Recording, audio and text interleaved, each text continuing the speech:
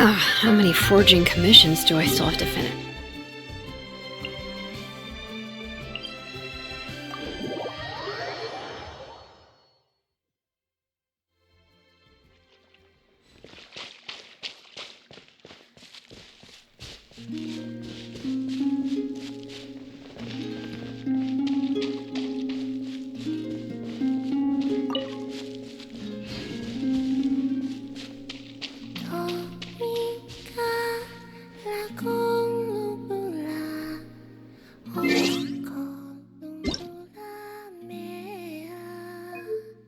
Paimon coming in! Paimon coming in!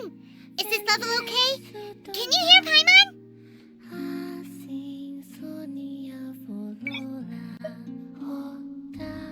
Paimon coming in! Paimon coming in! Is this level okay? Can you hear Paimon? Paimon coming in! Paimon!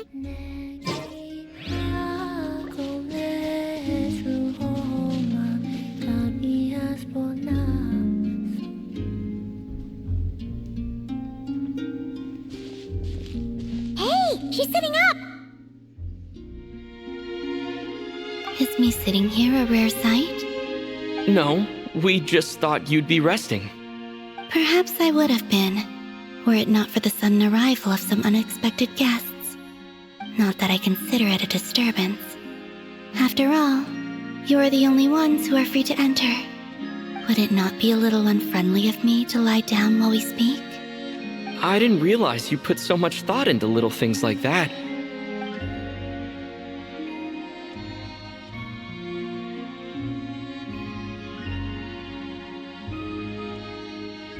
Only sometimes. There have been moments lately where I think about you and your companions. They are warm, mysterious, and cozy memories. Very few of my past memories are anything like that. They say that travelers return home bearing bags full of souvenirs. But my luggage was empty, and I believed it would stay that way. Return home? So, you're still planning on returning to the moon? Yes. This planet continues to reject me, reminding me that I do not belong here. If I remain into that, there will come a day that I disintegrate. And I don't mean reduced to dust, or turned into food for the flowers. I mean, I will cease to exist entirely. Alright then. Well, we're sure gonna miss you. But it sounds like we'll have to say goodbye. How do you intend to return? The moon prayer night is soon to arrive. On that day, the moon will be closest to Devat. The Kuvaki in this land will reach its peak at that time. I merely need to grasp the tide, and with relatively little effort. Oh, Paimon gets it! It'll work like a slingshot! You make it sound like she's gonna get blasted up to the moon. If I did that, I suspect I would crash into the false sky. I will be using a much gentler approach. But I do like the analogy. It's fun. You see? She gets Paimon's sense of humor. In the blink of an eye, the time has come to part ways. It does feel that way, doesn't it? Time seems to fly fastest when you are enjoying it. I have always thought of myself as a wanderer on this earth, and it has never expressed any desire to keep me here. Yet just as I plan to depart, it tugs at my arm. Is this a gesture of affection? Or is the world mocking me? Oh. Were you hoping I can answer that? Yes. You are a traveler, so you must have a lot of experience in this area. Then, what I would say is, enjoy the moment. That's right! Don't overthink it! Happiness is happiness and joy is joy! The point is to enjoy it, not analyze it! I see. Then what I would say is, even though I am very tired right now, I am still happy. I can't tell from the tone of your voice. Oh, really? You don't think I sound happy? I'm just kidding. I could tell you were in a good mood today from the moment we saw you. Ah, a joke. Albeit not a funny one. Anyway, I assume you're here about you-know-what. Give me your hand. Actually, it's not that. There's something else we wanted to discuss with you. Oh, then, do you still want to give me your hand? Or not? Sure.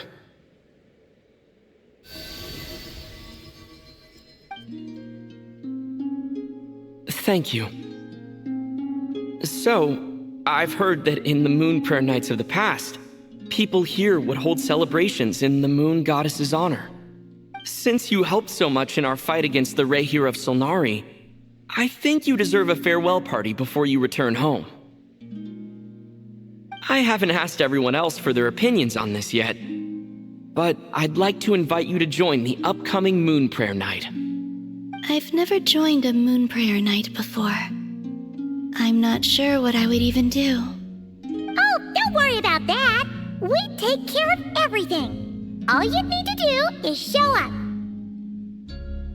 Of course, there's no need to force it if you're not feeling strong enough. This kind of felt like a golden opportunity. But they call me Kutar, and the Fatui have an arrest warrant out for me. I shouldn't appear in public right now.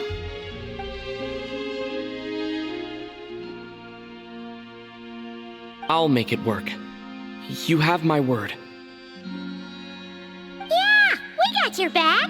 Well, he does. Paimon's actually not too sure what he's planning. All right, if you're sure. I will not refuse your invitation. I suppose it wouldn't hurt to pack a few more sights from this world into my suitcase before finally learning what my homeland looks like. Oh, if you see Lauma, please tell her that my answer to the question she asked me is neither yes nor no. Rather, it is, there is no need. That was kind of cryptic, but sure. Guess it's between the two of you. We'll pass along the message. Bye for now.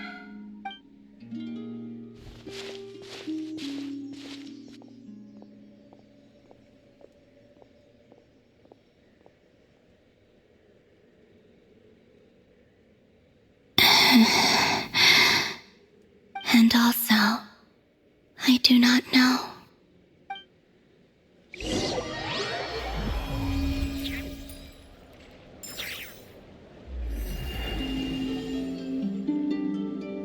Since she's agreed to join the festival, let's go see who else wants to take part. Lauma's gotta be the person most familiar with the Moon Prayer Night. We should start with her. Also, what exactly is your plan to keep her safe? Not sure yet. I'll figure something out. What? Are you serious? And Paimon even gave you her vote of confidence back there. When did you become so sneaky?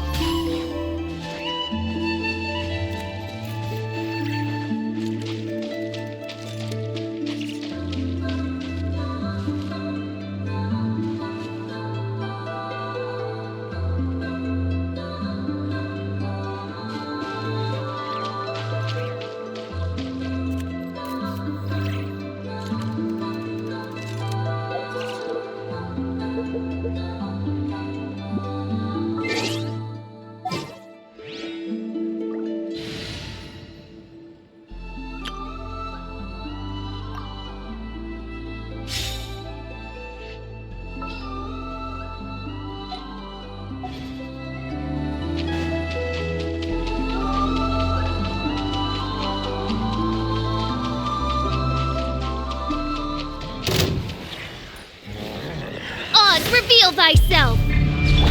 Your blood! Ding dong! Close your eyes. Observe. Night falls.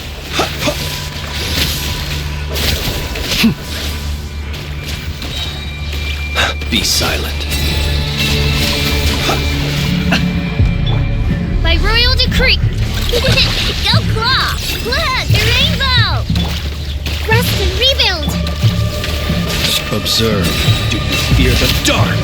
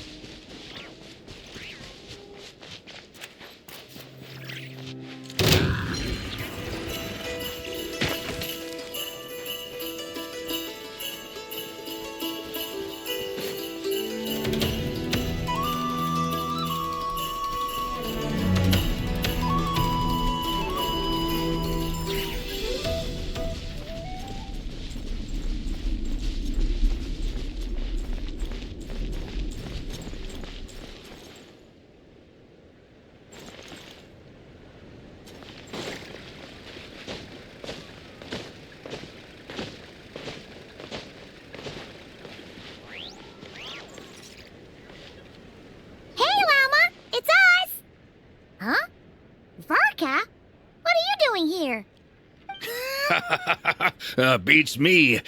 I had a bit too much to drink last night, and when I woke up, I was on Hisi Island. Mr. Varka is helping to oversee Nasha Town's preparations for Moon Prayer Night.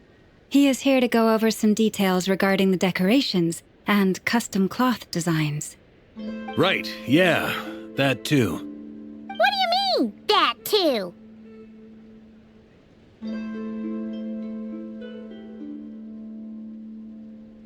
Yes. Celebrating this festival is a long-held tradition here in Nod-Krai. On this day, the crescent moon at the top branches of the verdant crest turns into a full moon, and the moon prayer blossoms bloom with a special radiance. Our people take these to be blessed omens. It's an especially welcome event coming off the back of all that nasty business with Rare. Everyone got put through the ringer recently, and now they're looking to turn their fortunes around. The big shots in town all agree that a big, lively celebration is just what we need to rebuild people's faith in this place. No wonder Catherine said that people weren't so bothered about the religious element. That's right. It's become more of a local custom by this point. The celebrations have little to do with whether the religious stories behind this event are true or not. Even the Frost Moon Scions are eagerly awaiting the coming of Moon Prayer Night. despite now knowing that their past beliefs were founded on a falsehood. That's fair. It's a bit like the lantern ride in Liyue. It's a chance for people to enjoy themselves, not debate the existence of the Adepti.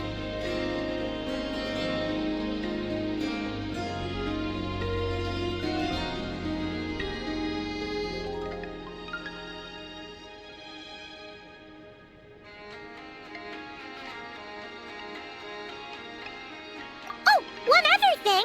We just went to see Columbina. We went ahead and invited her to take part in the festival this time. Hope it's okay. Wait, so... You mean she agreed to it? Huh. That's quite a surprise. Then I suppose that she intends to return to the moon on that day. Oh, yeah! It's kind of a complicated process, but basically, it's like a slingshot. I understand. In truth, I had a feeling that she might make such a decision. Well, if Kuthar has decided to participate in the festival, we should prepare accordingly. Yeah, exactly. She was saying how it could be risky for her to show her face in public. We were wondering if there was any way we could hide her. Unfortunately, the people who carved the statues did an excellent job of capturing her likeness. It will be very challenging to hide a goddess whose face everyone is so familiar with. Darn! We may have bitten off more than we can chew here. Nah, don't sweat the small stuff. We can handle that. Huh? Are you saying you have a plan? Not as such, no, but the most important thing with a festival is to keep the mood light and your spirits up. You can't go preparing for a festival with those long faces. You'll never convince anyone to enjoy themselves. The Mondstatter spirit is strong with this one. As it happens, I agree with Mr. Varka. Let's start by making our appreciation for Kuthar the beating heart of the festive atmosphere. And who knows? Once we get the ball rolling, perhaps everything will just fall into place. Hey! Did you catch that? Llama said the thing! Or close enough, at least. I'm looking forward to the Moon Prayer Night already. We have a festival in Mondstadt called Windbloom, and you can always tell which couples are celebrating it for their first time by the smiles on their faces. Big, beaming smiles like their whole face is glowing. And I have a feeling we'll get to see that same smile on the Moon Goddess's face at this festival. Not quite the same, surely. Anyway, I'll take care of business in the city, but I'll have to leave the decor up to you and the Frost Moon Scions. No one else can capture that traditional aesthetic quite like you guys. But lastly, there's the final key element that brings the festival to life. Companionship. Before you leave, let me show you something that we've been preparing. Mr. Varka had asked to see it already, so you may as well tag along. Also, I have some further questions.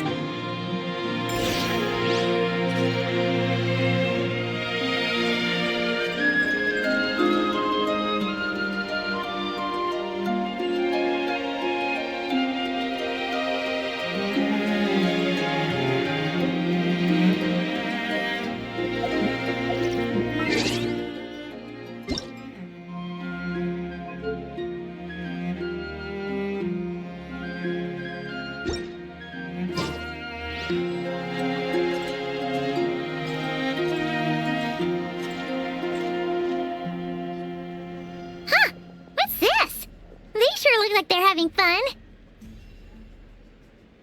I believe so.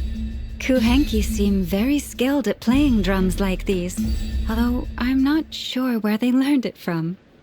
Maybe it's an innate talent? In their eyes, they're probably just playing with toys. Wanatar!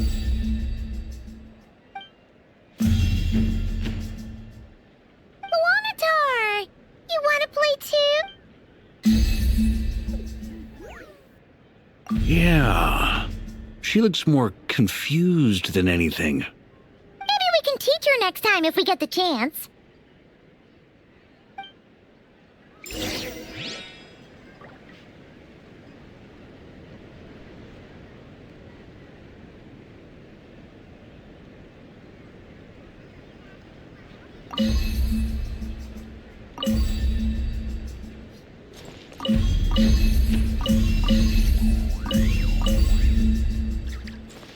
What are these floaty things? Moon veils. We hang them from buildings in the city during the festival. When you look at the sky through them, it creates a lovely misty effect.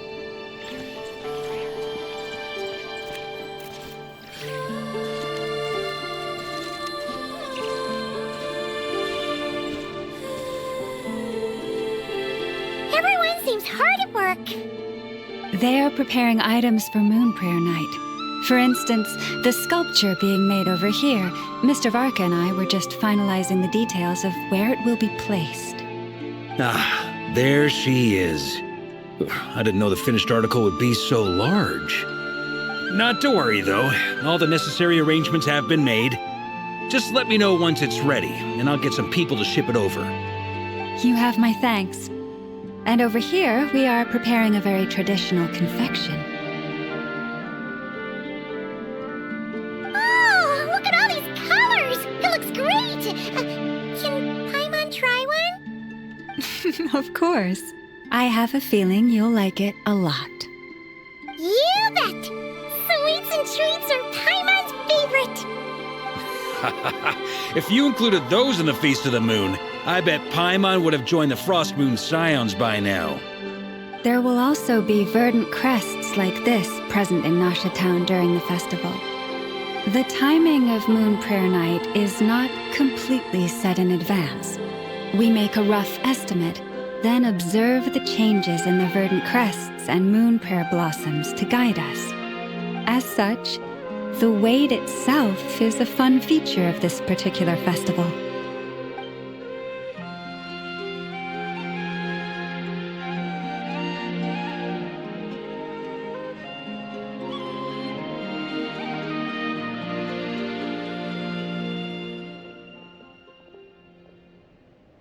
Let's talk here. To tell the truth, I am very surprised to hear that Kutar is willing to participate in the festival. I once asked her if she'd be willing to stay with the Frost Moon Scions. I could introduce her to everyone, and we could be a family to one another. She did not answer, but she has not appeared here since. I took this to mean her answer was no, but if that were the case, she would not have accepted this invitation. Ah, I see. Maybe she is right. Maybe the Frost Moon Scions of today no longer need a moon goddess. But my wish was not for her to come here and be worshipped as a deity. I simply wanted to offer her a place to stay. I'm sure she believes that showing herself here might invite Fatui intervention, and as such she does not wish to cause us trouble. But what really pains me about all this is that this is her birthplace. She ought to belong here, yet no one has been able to grant her shelter. I think I'm qualified to weigh in here. When someone's about to depart on a long trip, what they need is blessings, not burdens. We should wish her the best, not make the journey harder than it already is. Anyway, she's agreed to attend, hasn't she? All we need to do is simply respect her decision. I see your point. Yes, she will soon depart after all. Our job is to leave her with some happy memories. Besides, who's to say her journey to the moon is a one-way trip? It's not like she can't come back and visit if she wants, right? Paimon agrees wholeheartedly. Festivals are all about having fun, so let's keep it simple. All right, I'm gonna head back to Nasha Town soon. Want to come with? I'm guessing you have some other folks to visit there. Sure thing, let's go! Bye for now, Wilma! Thank you all. Goodbye.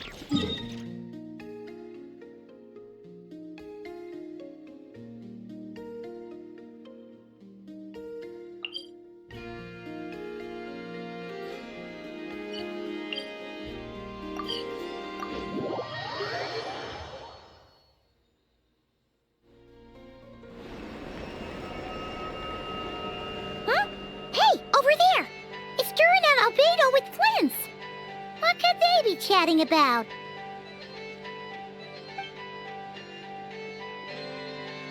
Your guess is as good as mine. Ah, Grand Master, and the Traveler and Paimon. Hello there. It's been a while. Perfect. We have some new volunteers for our investigation. Wait, let me guess. The righteous Lightkeepers are finally ready to hunt down the Abyssal Dragon? Haha. Yes, that too. Yeah, right. Oh, wait. Why does everyone keep saying that too? Well, to be precise, the facts match, but not the causality. Wait, so I guessed right? Half right. Don't act so impressed with yourself. Maybe I can explain. We ran into Mr. Flint's north of Nasha Town. At that time, we just noticed a few abyssal creatures out in the wild, but the strange thing was, I didn't detect any traces of abyssal energy on them at all. On closer inspection, we realized that they were not real monsters, but something akin to reflections in the water, or perhaps a mirage. Huh? What do you mean? Like, you could see them but not touch them? Exactly. It was very peculiar. They roared and tried to attack us, but we could not make any physical contact with them. I think I've heard of things like that happening in Nod-Krai before, but I don't know much about it. Yes, it's a known phenomenon. Mirage-like illusions tend to appear in Nod-Krai in the run-up to Moonprayer Night. From a distance, they appear quite real. I myself thought that Misters Durin and Albedo were locked in battle with abyssal monsters when I first arrived. But after sharing intel and investigating a little further, we can confirm that these illusions are harmless. There is no great cause for concern. All the Mirage stories I've heard are either animals, rocks, or small houses. Abyssal monsters, though? That's a first. It's a first for me, too. So I'm planning to look into it further just to be on the safe side. I intend to inspect a few more locations. What about you two? Any plans? Alice contacted me a few days ago. She'd like me and Durin to assist her with an experiment. But we lost contact shortly after receiving the message. I'm sure that comes as no surprise to anyone familiar with her. We don't know when the wind will blow, yet when the wind blows, we will know. That, in a nutshell, describes how Alice operates. Yeah, that tracks. Okay. Well, I suggest we investigate this Mirage business in the meantime. It's piqued my curiosity, and I'm pretty sure I know someone who will already be 10 steps ahead of us. Well said. Right? Whatever's happening in Nod-Krai, she always seems to be the first one to know. Let's go see what she knows. We can invite her and her staff to the festival while we're at it.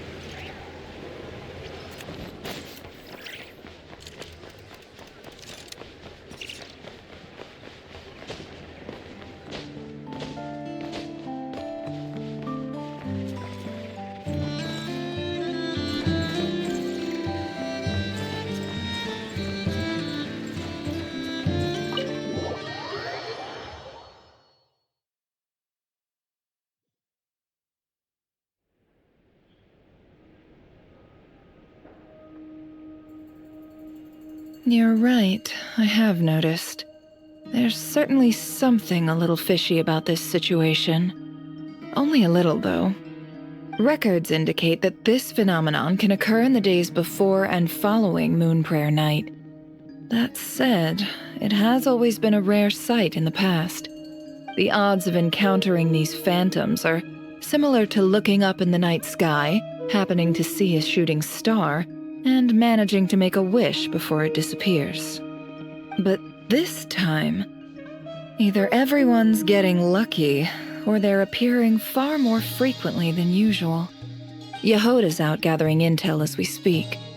In the meantime, let me check off some points of interest. First, the Abyss. The ones we saw seem to be abyssal monsters. Indeed. But we have identified one location where many more of them have made an appearance. And not just monsters, but human phantoms, too. Given the scale and nature of the phantoms, it's almost as if someone's last memories are coming to life. Or perhaps the memories of multiple people. Oh. So you mean the phantom monsters are hunting down the phantom humans? Exactly. The phantoms can interact with each other, but we have no means of intervening. In addition, some of the human phantoms would seem to be from the very distant past. This is clear both from the clothing they wear and the stories they tell. They claim to be from Hyperborea, a name which I've heard from Lauma before. If this is true, it means they must be from 6,000 years ago. Did Paimon hear that right? 6,000 years? It sounds like this merits further exploration. That'd be a big help. I'll leave it with you, Albedo. My knowledge of ancient history is non-existent. I used to doze off every time the pre-Knights Favonius era came up in class. It's quite a miracle that you were able to understand these phantoms' speech, given how long ago they lived. I suppose you're right.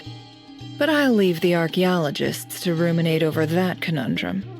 As an intelligence broker, my sole interest is in the value of the information I gather. Which, in this case, hopefully means earning myself some good favor with our dear Lady Moonchanter. So calculating. Whew, this intel broker logic always catches Paimon by surprise. Sounds to me like we could split the work up. I think the abyssal phenomenon is best left to Albedo, Flints, and me. Agreed. It coincides with my duty as a lightkeeper. For my part, I'd like to understand the abyss better. Even a little knowledge would go a long way. This is certainly a rare opportunity to study the abyss. But even rarer, perhaps, is the chance to make contact with the ancients.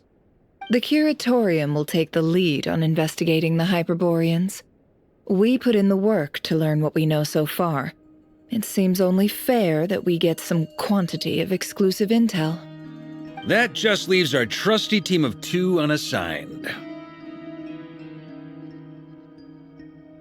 Since you became an honorary knight, of course. This was part of my grand plan all along. Ha ha ha! Oh yeah, by the way, we managed to convince Columbina to come to the Moon Prayer Night celebrations. Would you and Yehoda like to join too? She agreed to that? Huh. Quite an achievement. Never underestimate the traveler, I guess. I'd be happy to join. No point shutting myself inside when the streets are all decked out. I doubt any clients will be visiting during the festival in any case. And Yehoda loves a party, so I'm sure she'll jump at the opportunity. No, no, no, no, no, no, no, no, no, no! Way to contradict me in front of... Wait, no, that's not what I have bad news, boss! So many people. Alright, everyone inside, quick!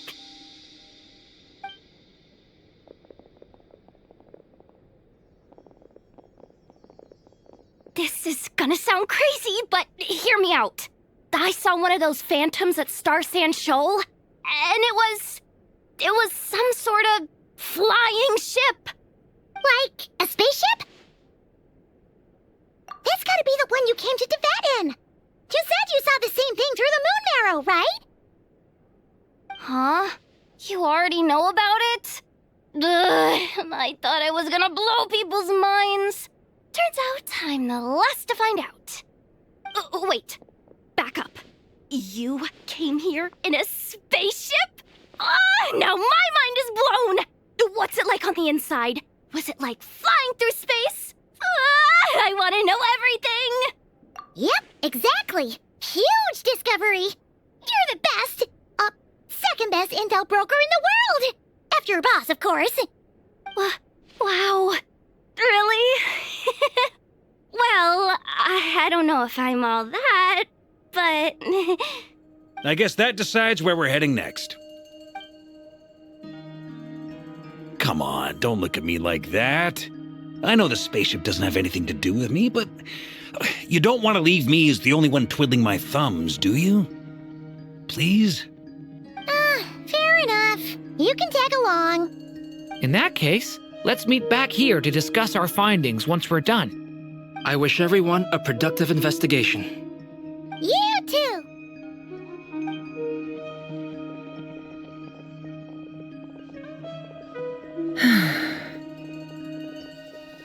What's up, boss? Aren't we gonna head out?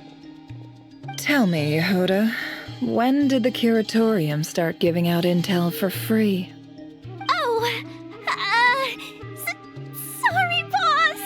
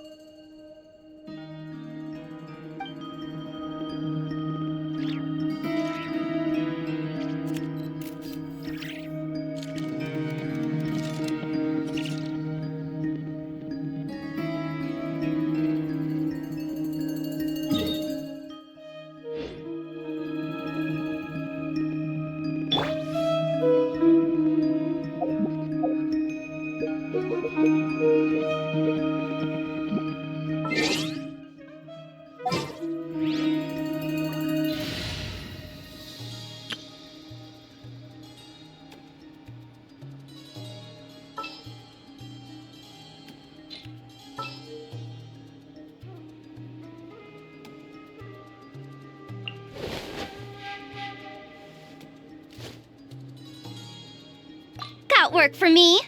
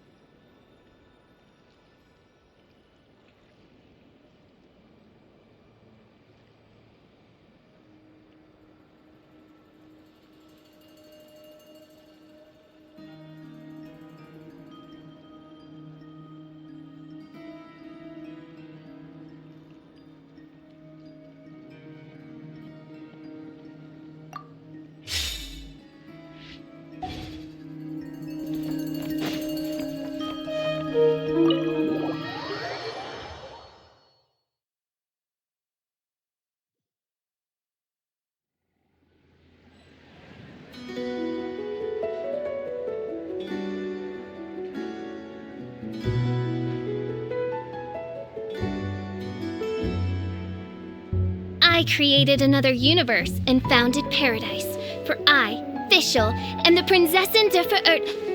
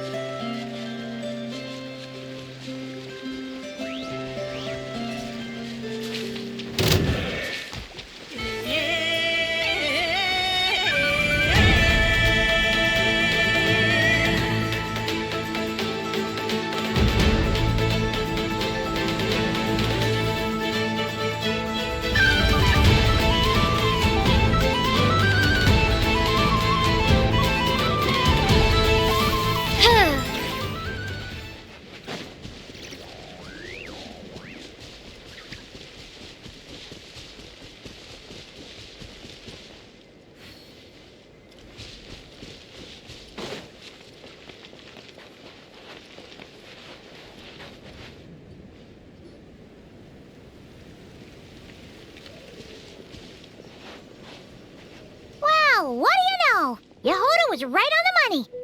This phantom really is your spaceship. But that's so weird. Why would it show up here? Is it some kind of projection? Or a ghost?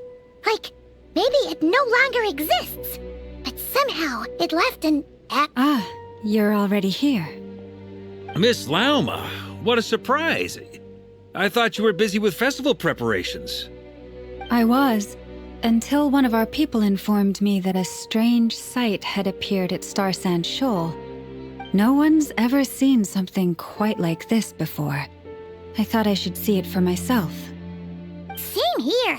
Oh, so we heard that these things appear around the festival period. Any idea why that is? Unfortunately not. We have very limited information about them, since they can't be interacted with. And no human phantoms have ever made an appearance before now. The most we've been able to deduce is that these sightings appear to be connected to the increase in Kuvaki energy around this time.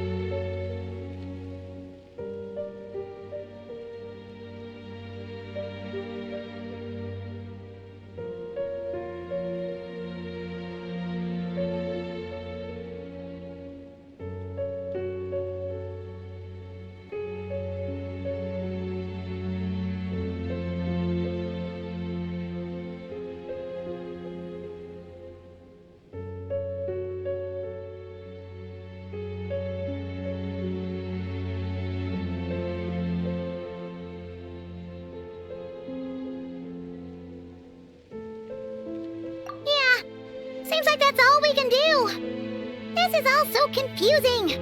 Allow me to lend you a hand.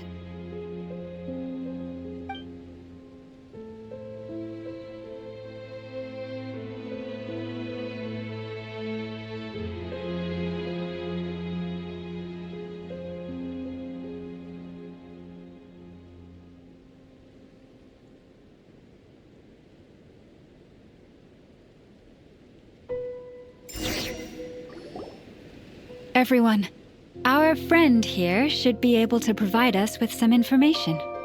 Is that a phantom rhymehorn deer? I've heard about how the Frost Moon scions live in harmony with the animals and can even communicate with them. That's coming in handy now, for sure. Okay. Yes, I understand.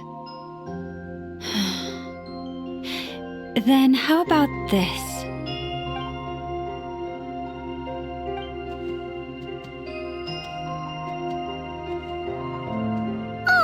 It's leaving! It appears to share our curiosity about this giant spaceship, so I asked it if it wouldn't mind investigating along with some friends. In return, I told it about some nearby spots where the wild fruit grows abundantly. We may live in a different era from these phantoms, but I trust that the terrain, climate, and ecology here are more resistant to the effects of time than some things are. Let's give them a moment and hope for the best.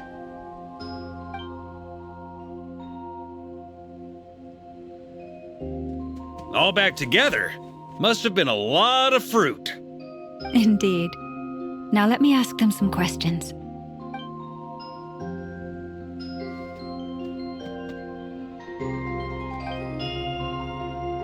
It did find a lot of wild fruit, enough for them to feast for a long while. This puffin circled in the air several times, but didn't spot anything out of the ordinary. Certainly nothing to do with the spaceship. Huh. Well, it definitely makes sense to get a bird's eye view. Indeed. Other than that, I was also thinking that the world these phantoms see is also different from ours. Oh, I get what you mean. The wild fruit exist in both times and spaces, but there might also be things that only exist in that space-time, which we can't see. Good point. Great thinking, Lauma! Blunthorn rhinos can use kuvaki to shift great rocks, but this one says it couldn't get that ship to budge by even an inch. The sniffer mole tried too, but despite being a skilled digger, it could not get through. They say that the spaceship looks robust and undamaged.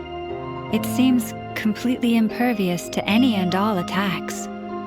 Whatever lies within is well defended from harm. So, just like us humans, there was nothing they could do about this spaceship either. Yes, still, they deserve our thanks. We are grateful for all your efforts, dear friends. Now go and enjoy your feast. I've noticed some other human phantoms gathered nearby. Come on, let's go talk to them.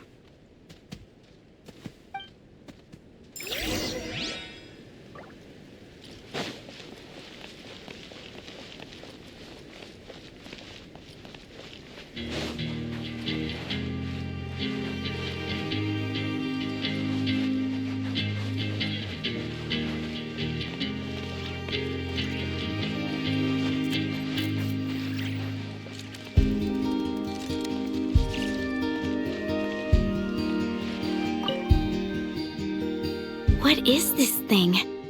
I've never seen it move, and there's no way to get inside. Goodness knows. My grandpa says it's been sitting here at least since his grandpa was still alive. What about his grandpa? Did he say anything to your grandpa's grandpa about it? Huh? I don't know. In all likelihood, it was here back then too. Hard to imagine something this huge could move. Guess that means that as far as they're concerned, this ship's been around a long time.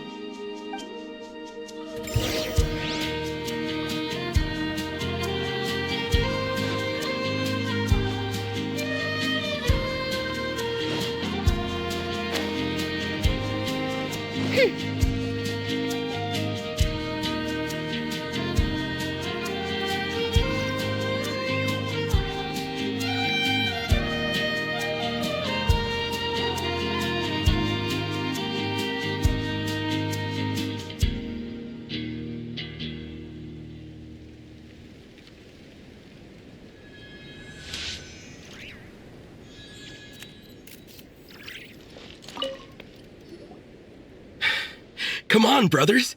If we can get even a small chunk off of this thing, it's gotta be worth a fortune. Today is the day we strike it rich. Huh? You mean Paimon? Yes, brother, I shall join you. Let's make our fortune. We should go with them. What the? This thing is crazy tough. I can't even scratch it. What's it made of? Sorry, brother. Looks like we'll have to seek our fortunes elsewhere. Enjoying yourself? I was just seeing if I could influence this phantom's perception by playing. But nope, no dice.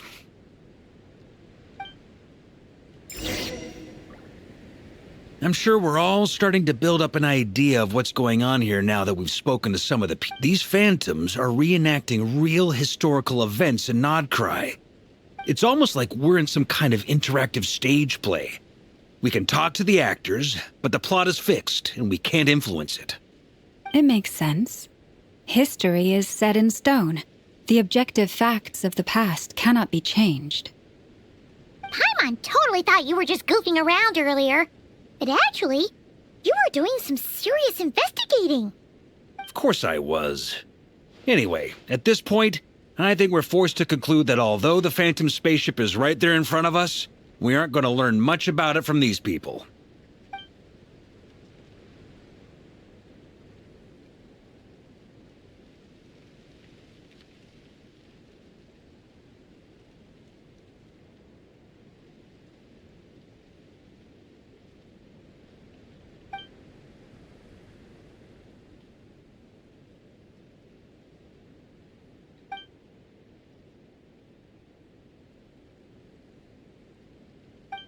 Don't be discouraged. If nothing else, this is proof of the ship's existence. And think about it. So many people tried to hack their way inside, but no one could get the door open. It's made of very tough material. To me, that says that we'll either find the ship itself or the story behind it. It's just a matter of time.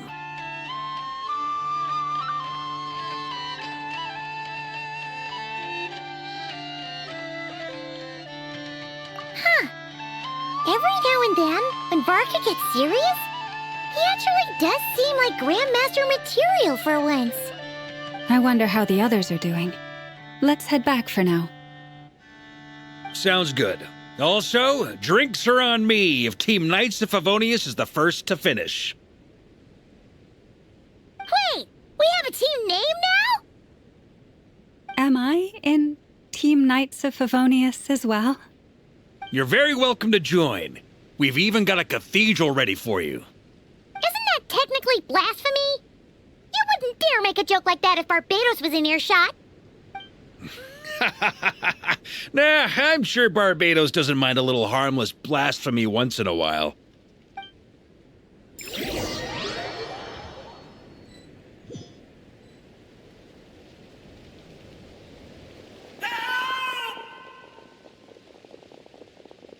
Oh, no! Get away! Oh.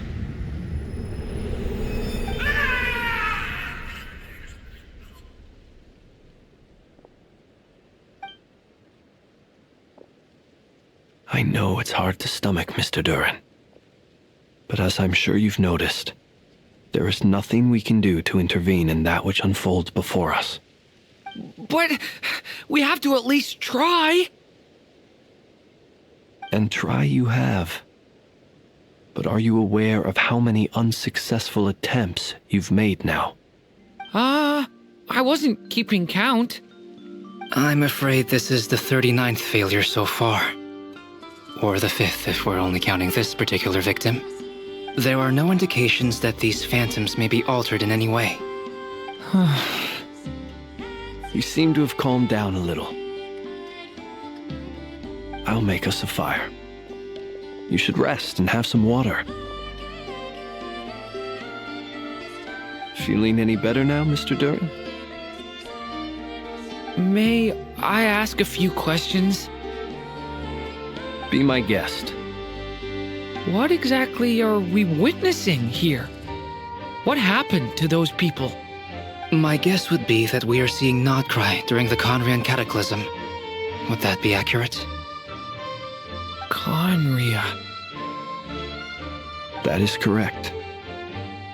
As you know, once the abyss senses even the tiniest crack, it floods in and spreads like wildfire.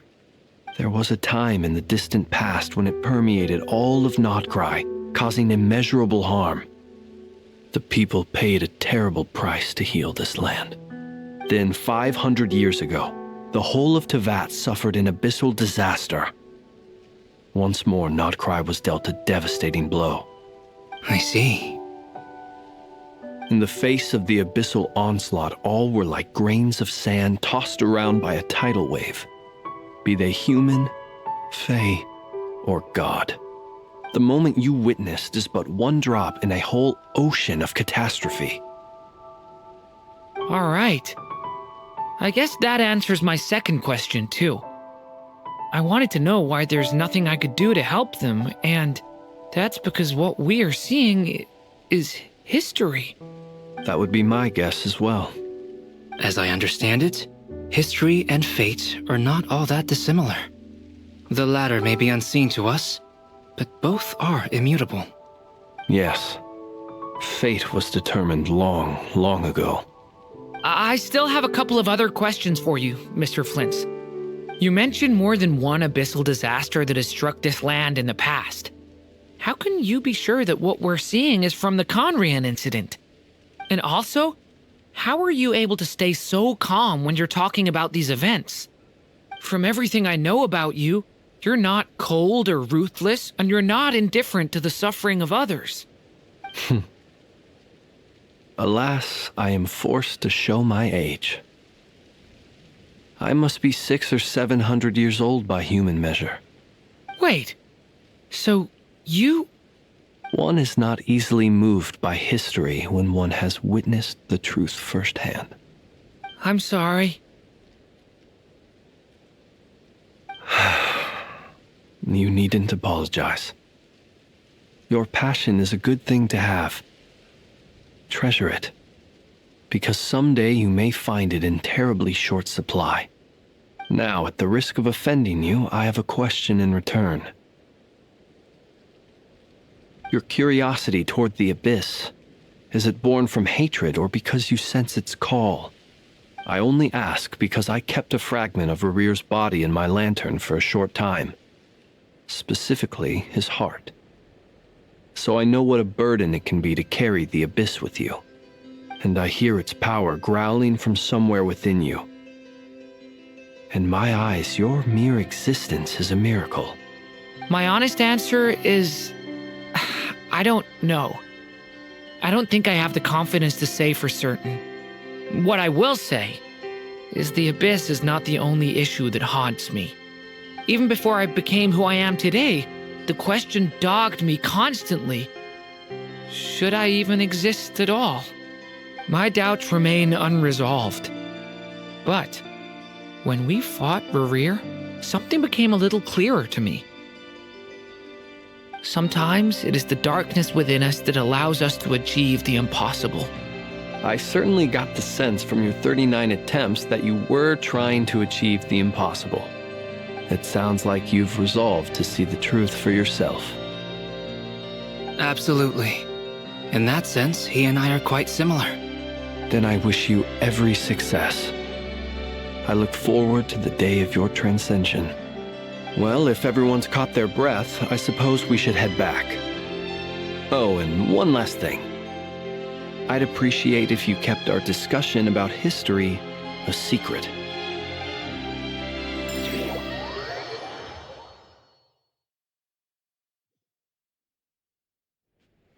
Incredibly, our separate investigations led us all to the same conclusion. Hooray for consensus! Yeah, but we barely learned anything, though. I totally thought this would be the mother lode. Talking with the ancients? I mean, come on! But nope.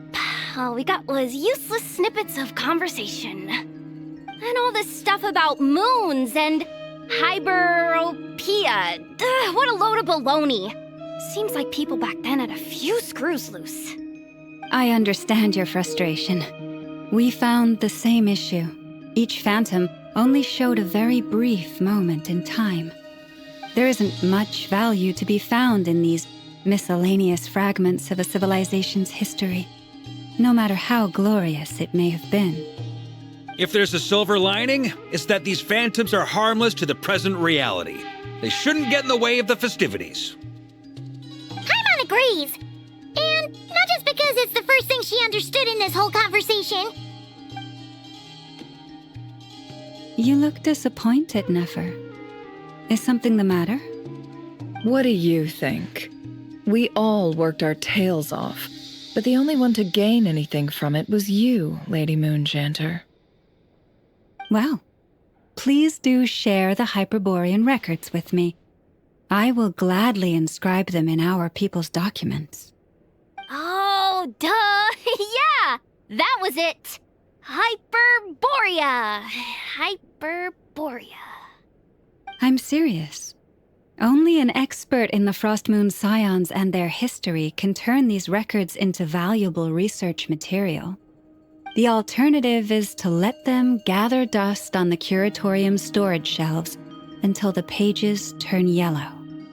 Nefer, you're wise enough to know that cooperating and sharing the profits is the best course of action here. Well, that goes without saying. Sure, let's do that. Huh? But didn't you say we aren't supposed to give out intel for free? Sorry. Shutting up. Now is not a good time to push Nefer's buttons. Anyway, back to Moon Prayer Night. I'm thinking that we should prepare something a little special, aside from the usual decorations and so on. You mean a parting gift? Can't go wrong with food. Although, does food go bad on the moon? Perhaps a lantern would be a better choice. It might be dark up there. It could prove difficult to light a lantern on the moon. Magical stones might serve that purpose better. What about a clockwork mecha model from Fontaine? I've got a whole bunch at home. I use them for fighting practice in my free time. None of these sound like things she would be even remotely interested in. But we don't interact with her enough to know what she likes. Yeah. It would really save us the guesswork if someone could find out what she's into. Wait, what the? Traveler? They're all looking at you. Great! Haha, problem solved. Now, I need to stop by Dory's. Gonna need her help sourcing a bunch of stuff for the festival. Then let's leave it there for now. We all have our own business to attend to.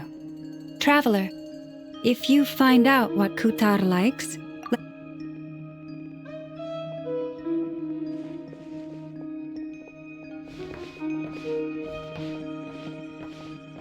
Is something the matter? I'm fine. It's just... I'm still feeling a little rattled after witnessing the horrors of the Abyss. But it's okay. This is something I have to work through. I'll be all right. Thanks for your concern. Well, don't put too much pressure on yourself. If you ever feel like something's wrong, physically or mentally, we're here to talk. Come on. Stop treating me like a kid.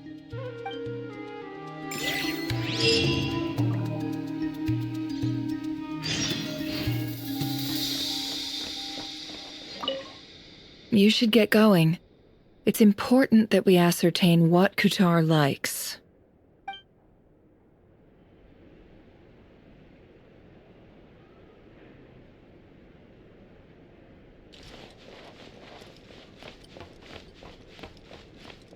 Which is why we need a lantern guaranteed to work on the moon. Yes, I have a few ideas, but the lantern itself is the easy part. The real issue is how little we know about the lunar environment. Wait, you two are serious about this? Let's just say I'm intrigued by these shining magical stones that Mr. Albedo has mentioned.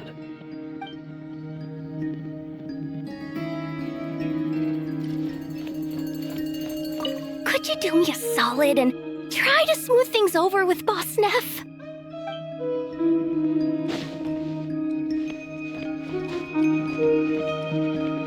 Miss Lauma, would you accompany me into town? I think it'd be best if you saw the Frost Moon Scion's decorations for yourself.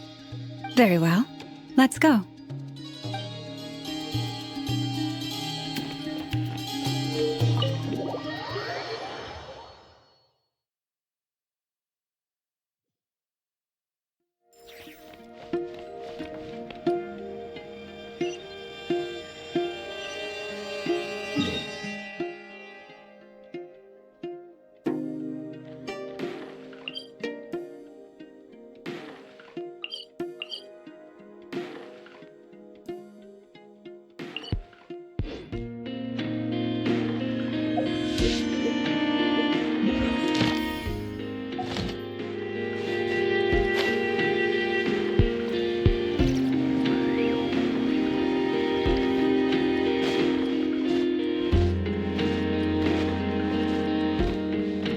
Astra Abbott.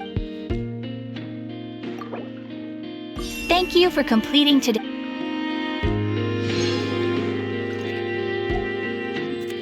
Ad Astra Abyss.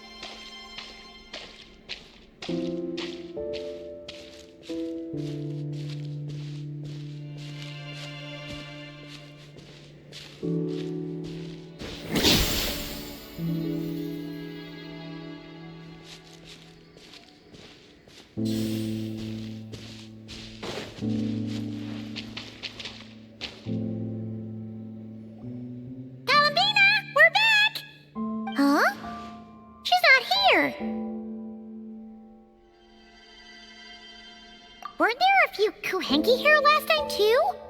Where did they all go? Walkies? For Kuhenki? You're not pets, you know. Oh, well. Looks like we just came at a bad time. Let's try again tomorrow. There's still a few days until Moon Prayer Night, so we're in no rush. Besides, she needs time to rest anyway.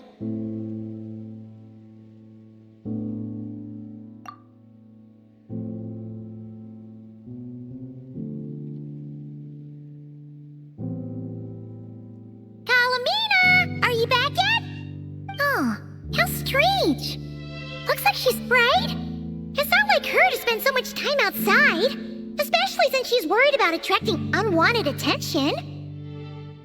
What about Luonatar? Luonatar, you there?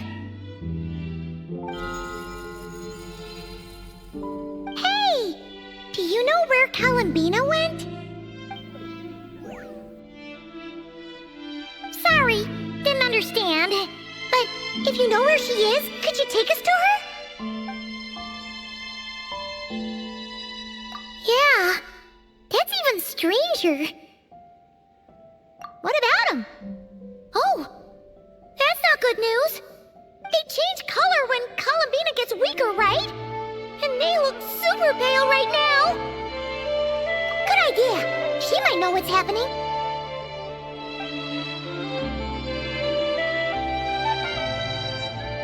Lauma! Ah, it's you. How is Kutar? Is she okay? No, she hasn't. I came here to check on her after I noticed the flowers had changed color. Based on past precedent, she must be very weak right now. Even getting up to walk would be a struggle. It seems unlikely that she wandered off outside. Not to mention that she doesn't do that at the best of times either. So yeah, this is super weird. No.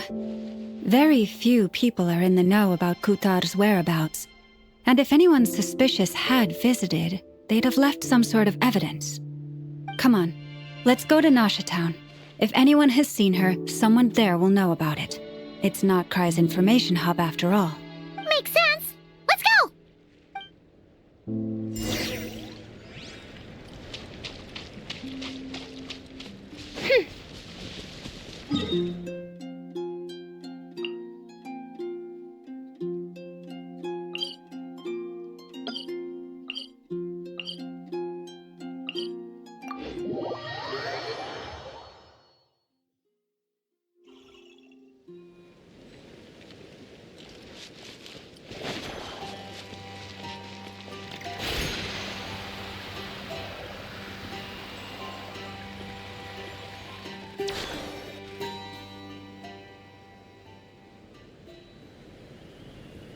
Moment. Is it just Paimon, or is this stall kind of suspicious? It's never been here before, right? No, I don't recognize it. Alas, your free and easy adventure time is over. Now, prepare to face the final boss of Nod-Krai. Whoa! Where'd that voice come from? Not sure, but it's definitely hostile. No, not that way. The final boss is right here. The sniffer mole? That's the final boss? Surely not. Oh. Okay, the jig is up. I'll stop teasing you. Turn around. I'm right behind you.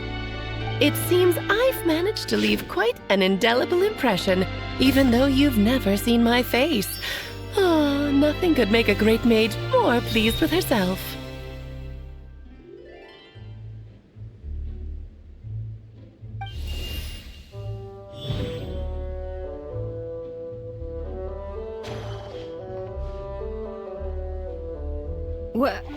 What is going on? I've heard that all the big shots in Teyvat have long, wordy titles that stun people speechless when they make their entrance. Unfortunately, none of them are affiliated with the Hexenzirkel, and we ourselves keep a very low profile. The notorious name-dropping doesn't quite work for us. Still, I, for one, think I'm really quite amazing. So that didn't stop me from coming up with a title anyway. Alice! It's really you this time? Not a lantern or a Dodoko, but Alice in the flesh?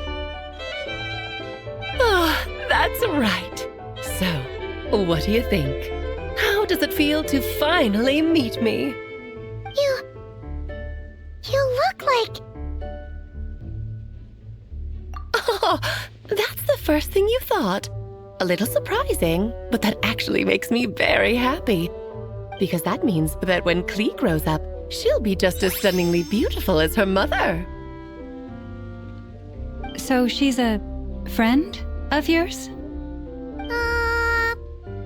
Kind of. This is actually the first time we've seen her in person. I see. Madam Mage, that was, quite a powerful entrance. I certainly won't be forgetting it anytime soon. It's okay, Lauma, don't force it. Paimon will do the honors. This is Alice from the Hexenzirkel. She's a friend of ours. And of Arcus, too. That's right. She's a good person, just kinda... unpredictable. Well, what is the human heart if not unpredictable? If we could not do as we please, how would we differ from machines? I am Lauma, Moon Chanter of the Frost Moon Scions. It is a pleasure to meet you. Oh, I know. Before you got here, I spent a good, 15 minutes getting up to speed on Nod-Krai's present situation. In other words, I've read the whole in the last episode part, so we can skip the pleasantries. Fair enough. Well, Miss Alice, I can already tell that you have quite a unique personality. You'll get used to it. Paimon sure is. So anyway, what are you doing in Nod-Krai, Alice? Oh, I thought I told you already. This time, I'm the final boss. And what a formidable foe I shall be. Powerful, confident, decisive, and good luck finding my weak spot. You will never succeed. Oh, drat! My one weakness, and you found it in an instant. Fate has been dealt a devastating blow. Thus falls the great Dodo King. Why are you playing along with this nonsense? For funsies, of course. What's wrong, Paimon? Are you disappointed in me? Am I a gigantic letdown? No, it's just... You seem like a busy lady. And this is the one time you've shown up in person. Paimon figured it would be for something more high stakes than just goofing around. You're quite right. I'm here in Nod-Krai because something big happened. Something big enough it caught the attention of the Hexen Circle. It concerns the 3 moons, Tevat's borders, and of course, the moon goddess you are currently searching for. Kind of. Why don't we discuss this over a pot of tea? My main reason for coming on this trip to Tevat was, of course, to have some fun. But I do technically have a job to do as well, namely, maintaining the stability of Tevat's borders. I'll skip over the complicated parts, but to sum it up, abyssal energies are all that lie beyond Tevat's border. We'd find ourselves in a real pickle if they ever made it through. And the phantoms you've been seeing are a sign that the border has been disturbed. No wonder they tend to show up around Moon Prayer Night. Is it because the real moon is now so close to us that its power can cross the border? In part, but only a negligible amount passes through. Just enough to influence the verdant crests and so on. And as you've noticed, there has been an unprecedented number of phantoms appearing this year. The influence of the moon beyond the border cannot explain this. No, there is another far greater factor at play. The trilunar syzygy. A trilunar syzygy? Eons ago, before the heavenly principles came to Tevat, it was the then 3 moon goddesses who controlled the laws of this world. Oh, that's exactly it! The 3 goddesses split these powers amongst themselves, promising never to consolidate them into one singular body. This was meant to keep the world stable. But, fast-forwarding to the present, the eternal moon's marrow is with you, while the iridescent moon's marrow, which should never have appeared in this world, has been retrieved. Add that to the presence of a moon goddess in the flesh and... the power of all 3 moons is gathered here in Nod-Krai. There hasn't been an event like this since the War of Funerary Flame. And it's having a noticeable effect on Tevat's borders. Because I wish to give my darling daughter a peaceful, sunny environment to grow up in. Is that a good enough reason? Kinda sounds like you're dodging the question, but it does make sense. Well, that's one reason anyway, and the most important one. The others are a little complicated to explain. For instance, cleaning up after dearest Miss R. Albedo could tell you more about that if you're curious, but right now, I have a more important question to ask you. Why are you collecting the moon marrows? I see. Nicole told me about that legend once. Nicole? You mean Mage Anne? Oh, so you remember. Yes, of course. That was a story about fate, her area of expertise. But back to the story of our dear moon goddess. I'm afraid her intended method of returning to the moon is unlikely to work anymore. What does that mean? She may be missing, but she hasn't gone anywhere. She has disappeared.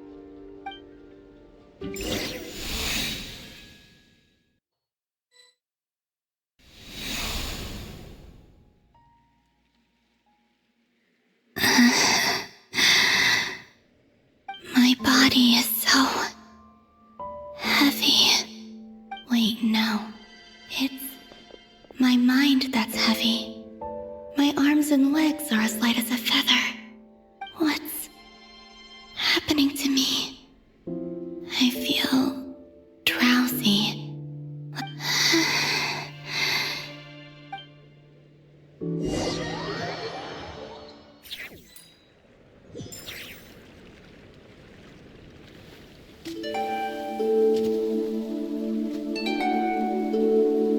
Are you out for a walk too?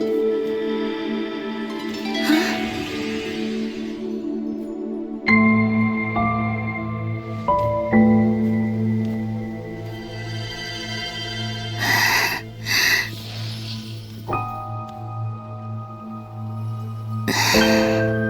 The day has come at last.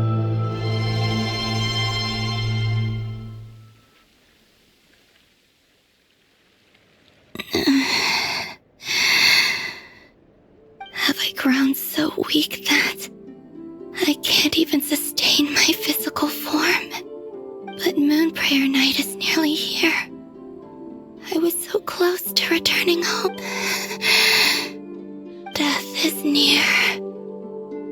Is this how it ends for me? Will I return to the moon after I disappear? Or... I don't want it to end like this. So far, at least, I still exist. Even if not physically, I can still feel. But as my power wanes, I'm sure that too will fade.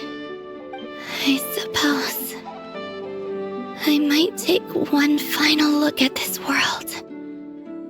The world where I was born.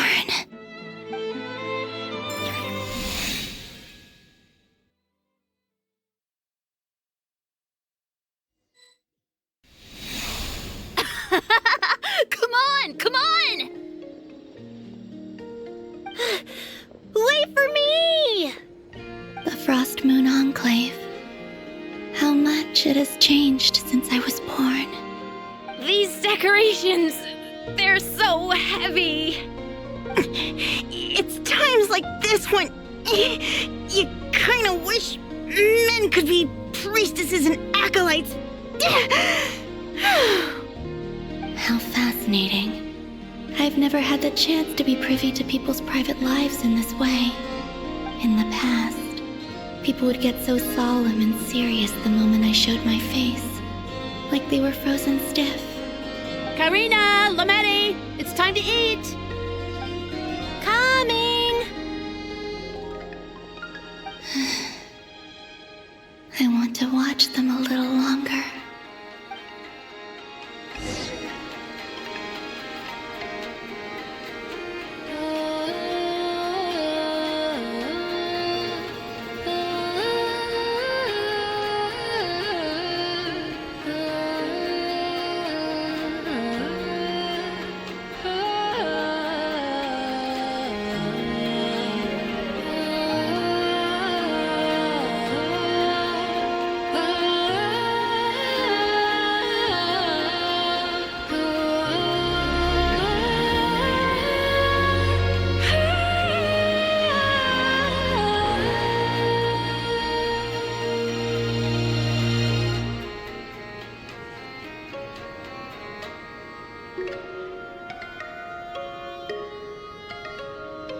I'm sure you're both tired from playing all day. Come on, eat up. A plain, humble meal. That has always been the way of the Frost Moon Scions. Huh? How come Lametti got a midsummer berry dessert? Oh, I always get Lockaberry. I don't mind sharing. You can have a bite of mine if I get to have a bite of yours. They're sharing food? I've never shared food with anyone before. Even at the Harbinger tea parties, everyone just ate off their own plate. And when I couldn't finish my food offerings from the Frost Moon Scions, they'd leave the leftovers out under the moonlight for the animals to claim. Hey! That was 2 bites! Oh, then you can have another bite of mine. Oh, you too. Oh, don't fret now. Here, have some of Granny's too. So this is what it means to be family.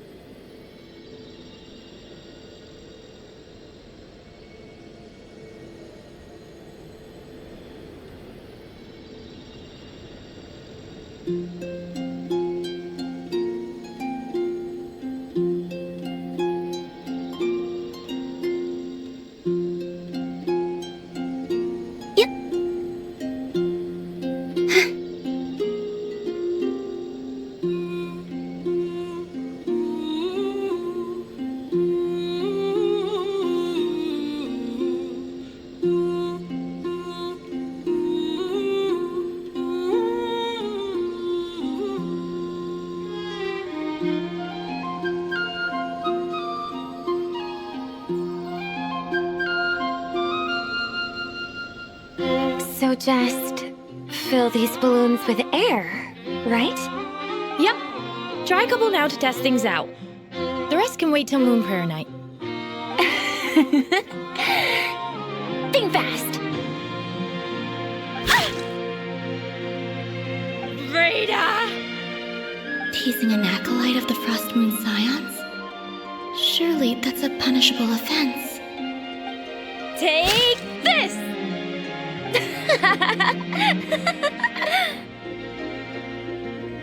Huh? Alright, enough horsing around.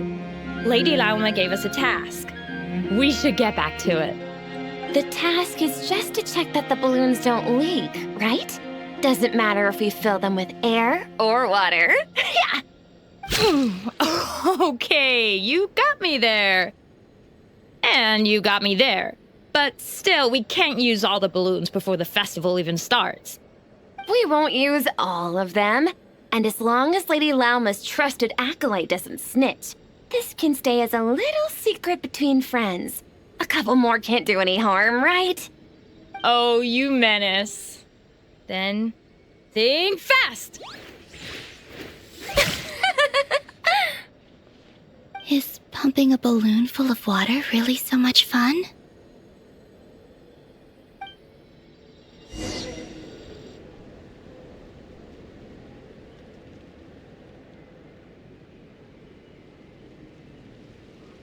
I'm seeing so much that I'd never usually get to see. They'd never act like this when I was around. It's nice, being able to just watch people in peace in these final moments. What a rare opportunity. I think I'll go take a look around Nasha Town, too. Maybe the Traveler will be there.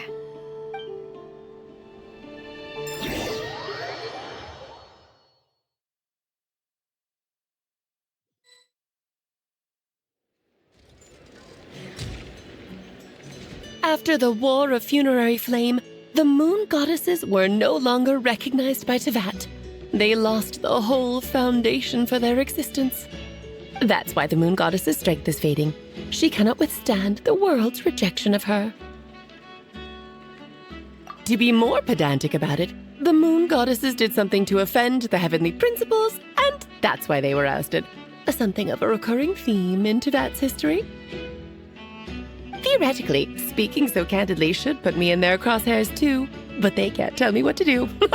I'll say whatever I want. Anywho, the Moon Marrow energies were but a drop in the bucket for her, and that battle against the Ray Hair of Solnari only weakened her further. Fortunately, it happened close enough to Moon Prayer Night when the Kuvaki concentration here is high. That's the only reason she managed to survive this long. What do you mean, fortunately? You said she disappeared. We're too late. Oh, what a headache. I thought this was all common knowledge. I guess I have some more explaining to do. Okay, buckle up. It's time for another lecture.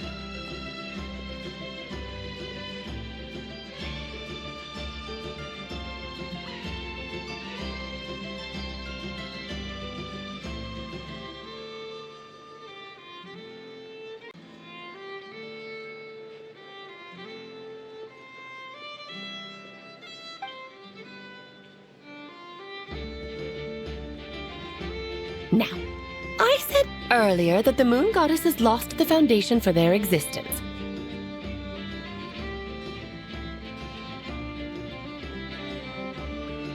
The reason for that has to do with the natural order. Basically, the rationale for their existence in Tevat was lost. The same logic applies to the present moon goddess, too. Consider her existence so far. Her comrades in the Fatui called her Damselette. And she was worshipped as Kutar by the Frost Moon Scions. But these connections have now been severed, whether by her hand or yours. So, the rationale that once sustained her existence is now gone. Wait, we did that to her? Oh, well, strictly speaking, yes. But let's not start pointing fingers, shall we? I'll only end up as the big bad villain, and that's not the kind of final boss I want to be. Of course I do. I'm only the greatest mage in the whole entire world. Now, if you wish to find your moon goddess, there are two problems we need to solve. Firstly, we'll need to strengthen the connection between her and Tevat, at least enough to sustain her until Moon Prayer Night. Strengthen her connection? But does that mean I'll have to rally all the Frost Moon faithful behind this? I'm afraid a bygone faith and a former home won't be of any help to her now. Do you know her name? Her name? Oh, yes. Names are very important things. A name is a fundamental concept that anchors one's entire existence. Then your first job is to find it. As a moon goddess, I'm sure she must have a name she identifies with. Neither Columbina nor Kutar is her true name, and she's never really accepted either of them. So, finding out her real name is enough to sustain her existence? Yes, I know it sounds like a small step, but every journey begins that way. So for now, that's all we need to focus on. The second problem is with her plan to use the moon marrows to return to the moon. Unfortunately, piercing through the false sky will take an enormous amount of power. Given her current condition, she won't be able to provide anywhere near enough power, even if she recovers her physical form. But no need to fret. Nicole's the expert in this field, and I'm sure she'll figure something out. Wait, Mage N is going to help us out too? That means we've got 2 Hexen Circle mages on the case. This is turning into a pretty big deal.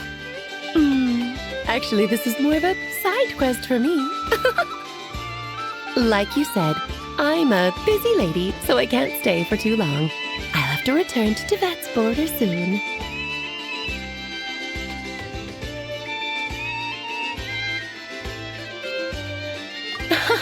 That's the upside you get for looking out for my little Klee. Hopefully that will incentivize you to carry on keeping her company in the future.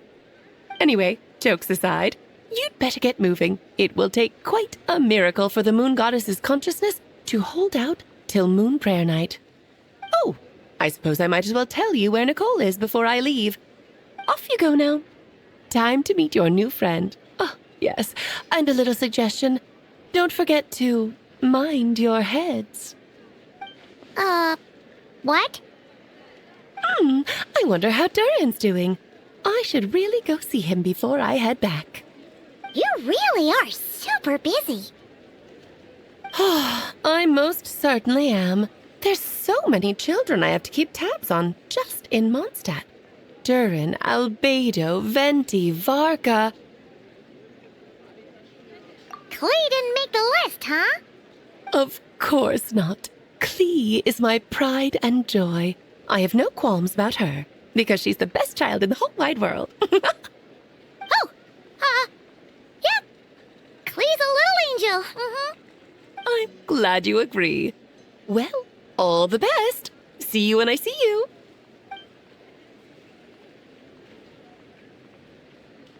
She left in a hurry. Yeah, she didn't pack up her stall. Should we handle it for her? I must say, I'm now very curious about her daughter. Klee, wasn't it? What's she like? That's a long story. Come on, we'll fill in as we go.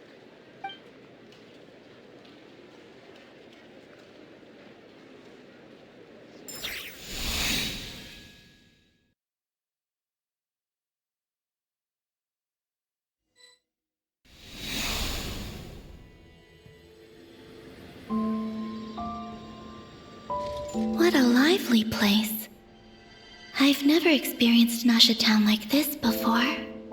Hey, you old geezer! Your hammer's rusted through! Who are you calling old geezer? Are they quarreling? I'm looking right at him! You've really gone downhill since giving your daughter free rein in the workshop. Can you even swing a hammer anymore? It shouldn't take you days just to fix a single chair.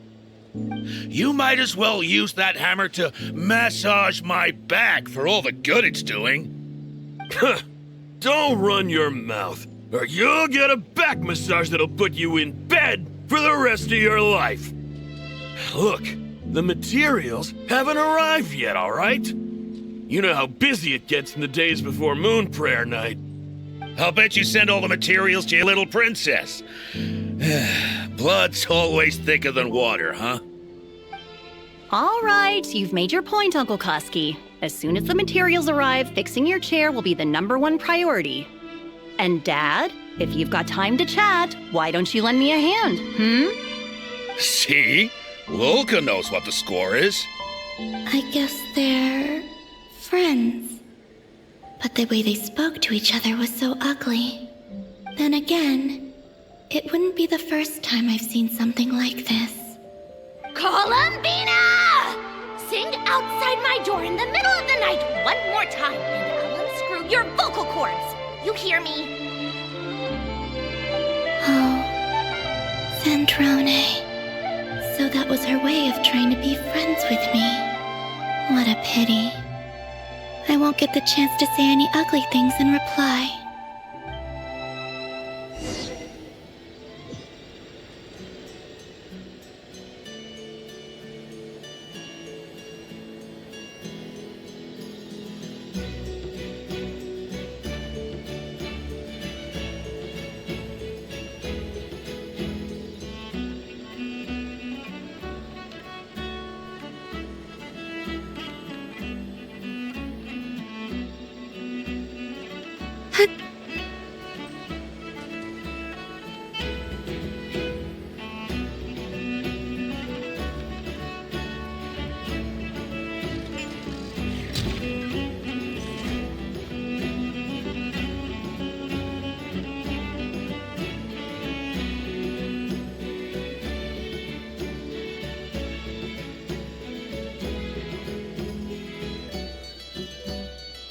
Hey, have you decided what to give her for Moon Prayer Night?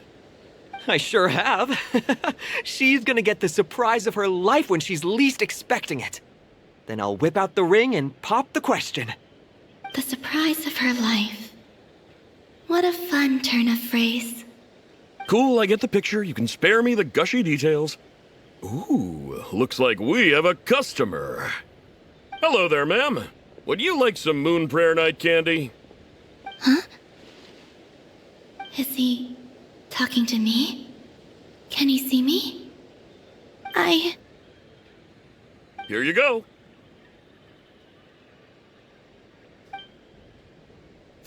Oh.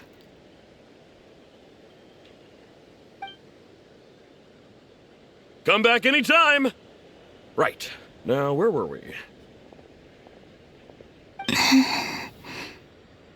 I don't know why, but I still held out hope.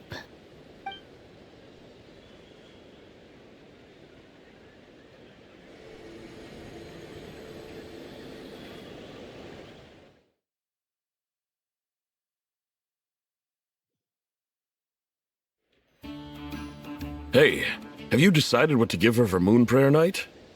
I sure have. She's gonna get the surprise of her life when she's least expecting it. Then I'll whip out the surprise of her life. Cool, I get the picture. You can spare me the gushy details. Ooh, looks like we have a customer. Hello there, ma'am. Would you like some Moon Prayer Night candy? Huh? Is he talking to me? Can he see me? Here you go.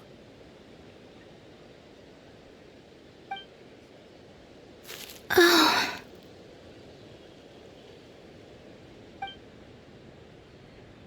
Come back anytime. Right. Now, where were we? I don't know why, but...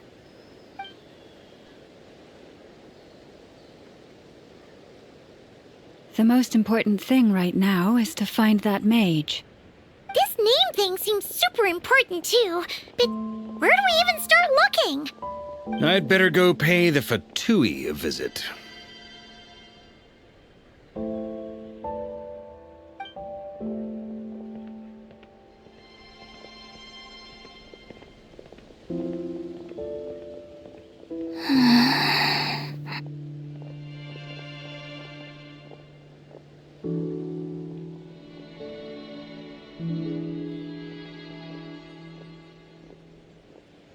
Columbina?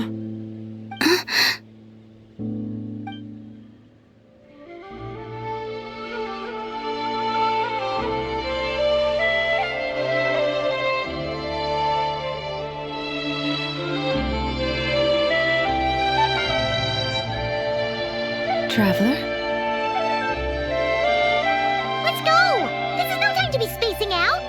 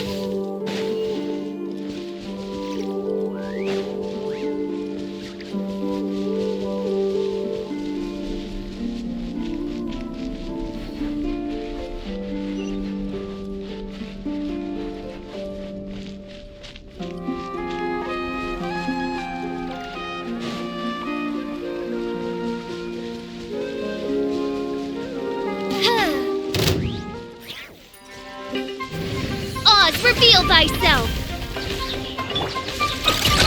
Ding Dong Water Bomb! Hold the line! Close your eyes. Observe. Do you fear the dark? Be silent. Do you fear the dark?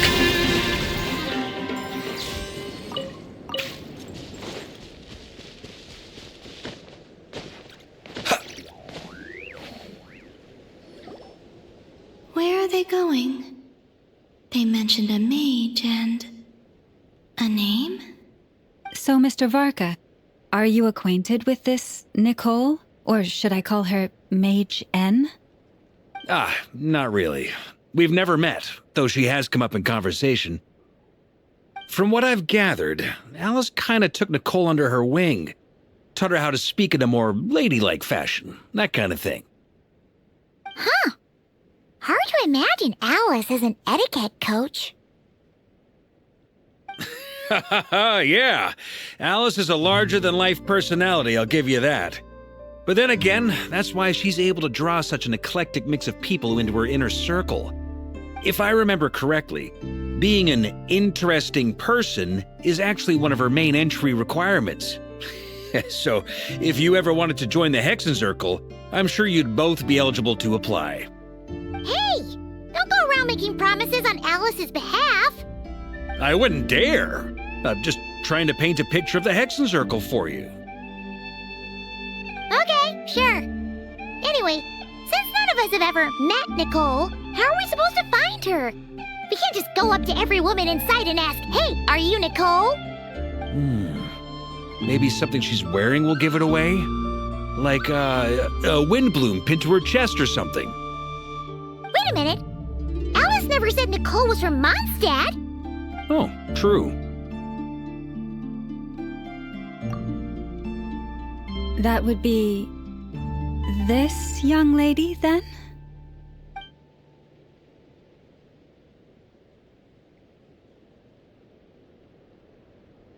Hey there! Sorry to disturb you, but are you Miss Nicole? Varka, Knight of Boreas of the Knights of Favonius. Alice might have mentioned me before. Mm-mm. Ah! Have we got the wrong person? Sorry.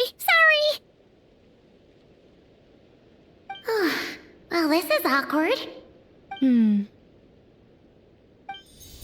When I shook my head, I meant, no, Alice hasn't mentioned you before. Huh? Where is this voice coming from? My apologies. For certain reasons, I am unable to speak. This is the only way I can communicate with you. It might take some getting used to, but I hope you can understand. Hey, it's fine. I'm more shocked by the fact that Alice never speaks about me. As for you two, we have crossed paths twice before, but it is nonetheless a pleasure to finally meet you. Oh, it's really you! Thanks for all your guidance in the past.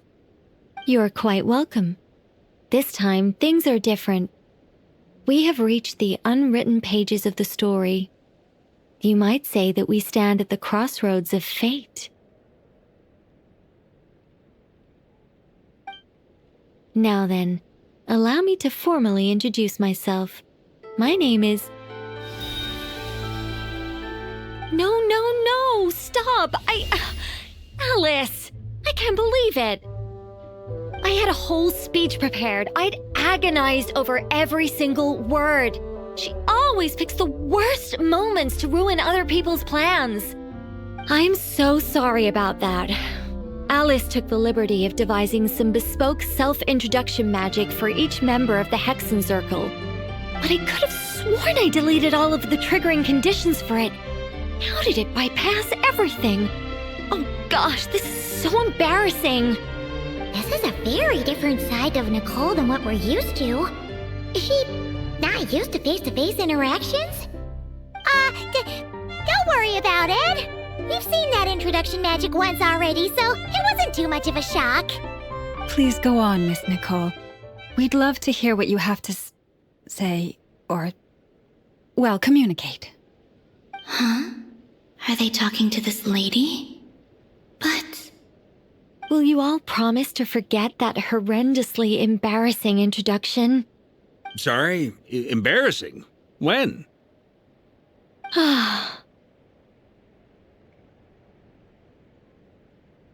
Yes, my name is Nicole, and I am one of a very few angels who have retained both their preferred form and their power.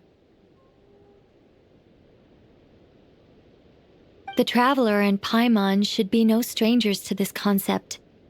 There is another of our kind in Natlan. They call her the Lord of the Night.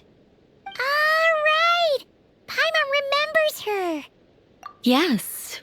Well, I have retained more of my power than she. It's because I don't have a long-term duty to fulfill. To be more specific, no. We'll be here all day if I get into the specifics. Moving on. If I'm not mistaken, you are here because you wish to learn how one might reach the moon beyond the sky. That's right. Is that something you can give us any guidance on? Yes, I do know a way. It began with the Hyperboreans, who lived after the War of Funerary Flame. Blank looks. Maybe I should start with the background of the war. Or maybe not. It shouldn't be an issue. I'll fill in the gaps for you when we have more time. Anyway, after that war ended, the 3 moons retreated to beyond the false sky. The Hyperboreans were humans I once aided. They accepted the civilization and creations bestowed upon them by the angels. But despite accepting many blessings of the angels, many among them still held on to their faith in the moons. They were reluctant to accept the new order, even after the War of Funerary Flame. They sought to contact the moon goddesses beyond the sky and receive their guidance. But all 3 had passed away by that point.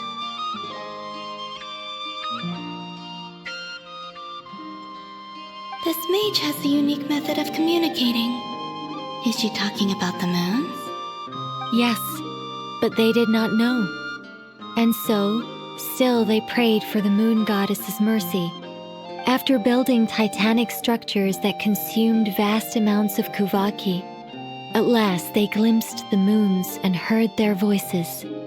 But of course, they were gravely disappointed, for it was then that they realized the 3 moon goddesses were dead. Oh, that's such a sad story. It is. Humanity was in a very sorry state at that time. The angels who had once aided them were gone, and the War of Funerary Flames had left them homeless and destitute. Just a second, I gotta ask. How relevant is all this history to the task at hand? Well, I mean, it's... Okay, it seems we've drifted into irrelevant narrative waters. It's been a while since I've had the chance to speak inside someone's head. As soon as I got started, I lost control and the words just flowed out like a waterfall. What I'm trying to say is... Right, yes, that's it. The relevant part is the ritual created by the Hyperboreans. The fact that they bypassed the false sky and saw the true moons implies that they successfully built a connection between Teyvat and the outside world.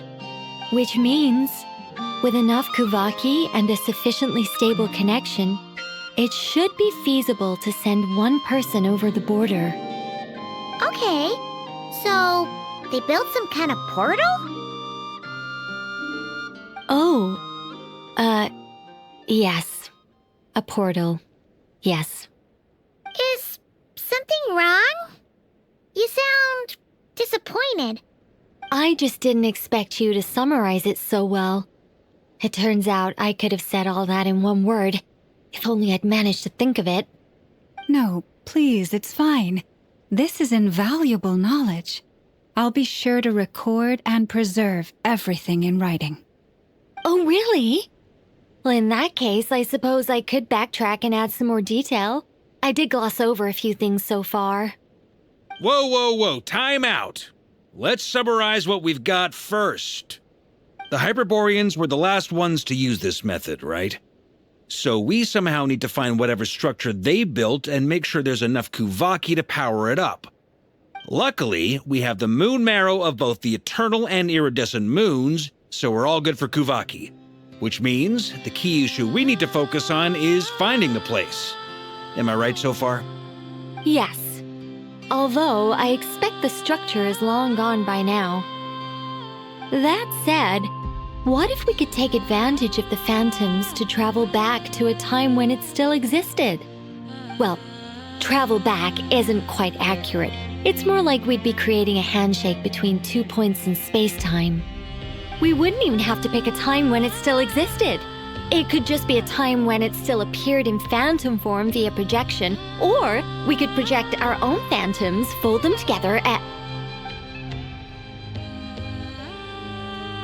You look lost. Was that too hard to follow? Yeah, things got a little, technical there. Paimon's brain is reaching capacity. All right.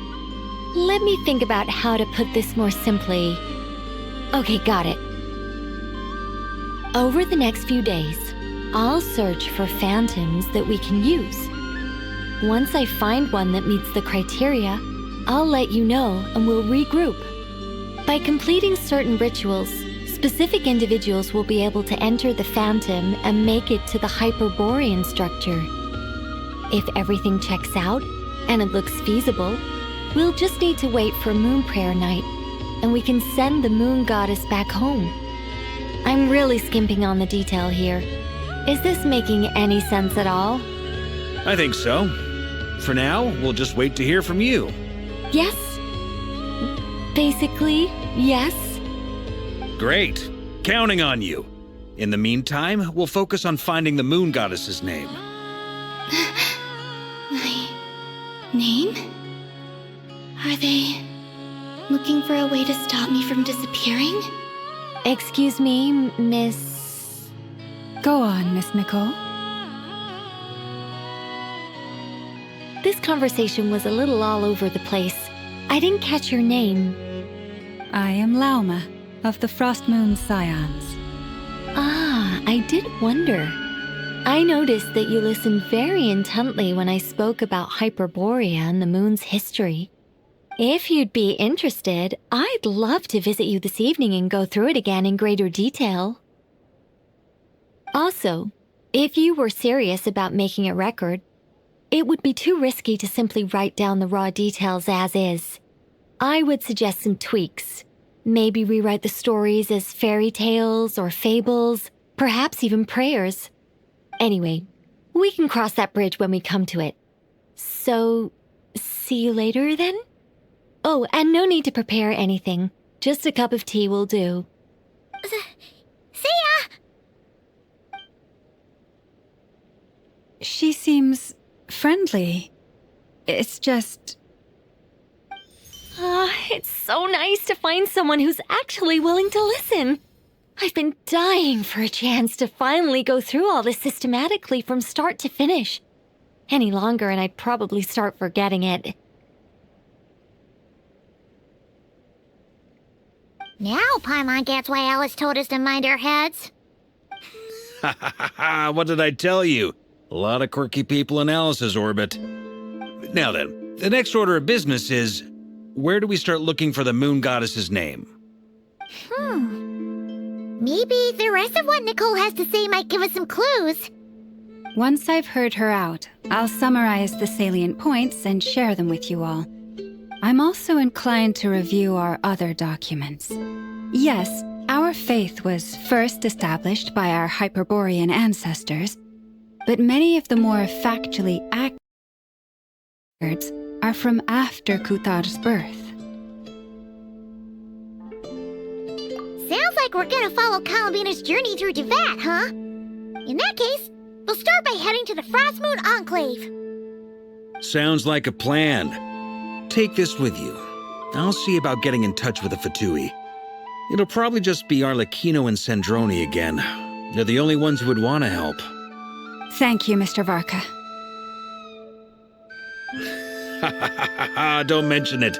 Honestly, I'm more comfortable dealing with the Fatui than prying into the details of a young lady's childhood. Catch you later. I should follow them, just in case there's some way that I can help.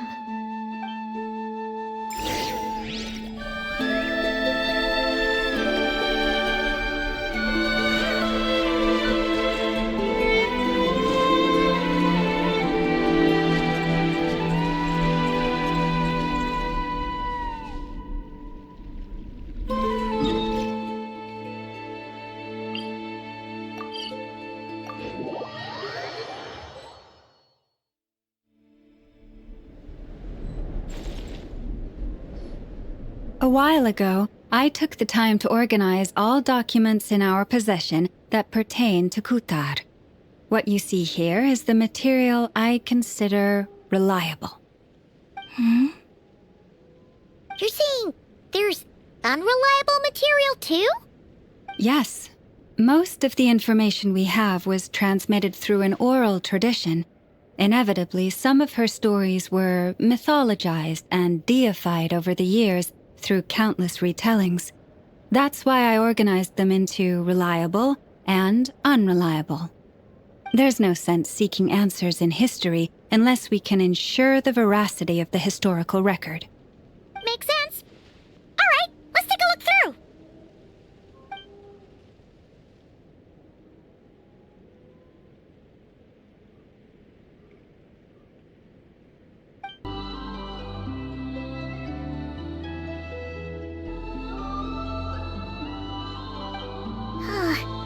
Almost all these records refer to Kutar instead of Columbina. Although neither of those is her real name. Paimon's not sure what point she's trying to make. What we can gather from these records is that the Frost Moon Scions worshipped her as a god, placing impossible expectations upon her. I cannot fault them for their earnest faith, but for all their devotion, worshipping her day in, day out changed nothing. I imagine that none of it resonated with Columbina. It wouldn't surprise me if, even back then, she had already begun to reject the name Kutar and everything it represented.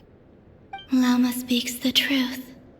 When I heard them call upon Kutar with hope and expectation in their voices, they may as well have been calling upon somebody else.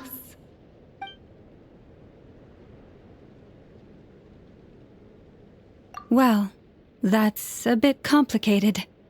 I looked at the level of detail, perceived authenticity, prose style, and how realistic their portrayal of Kutar seemed to be. Amongst the Frostmoon Scions of today, only I know of her existence, and I alone have spoken to her face to face. As such, I know that there are certain things she simply would never do. That being said, I have sensed some changes in her lately. Changes? Me? Seems like this is getting us nowhere. For what it's worth, why don't we check the unreliable sources too? Sure. Give me a moment.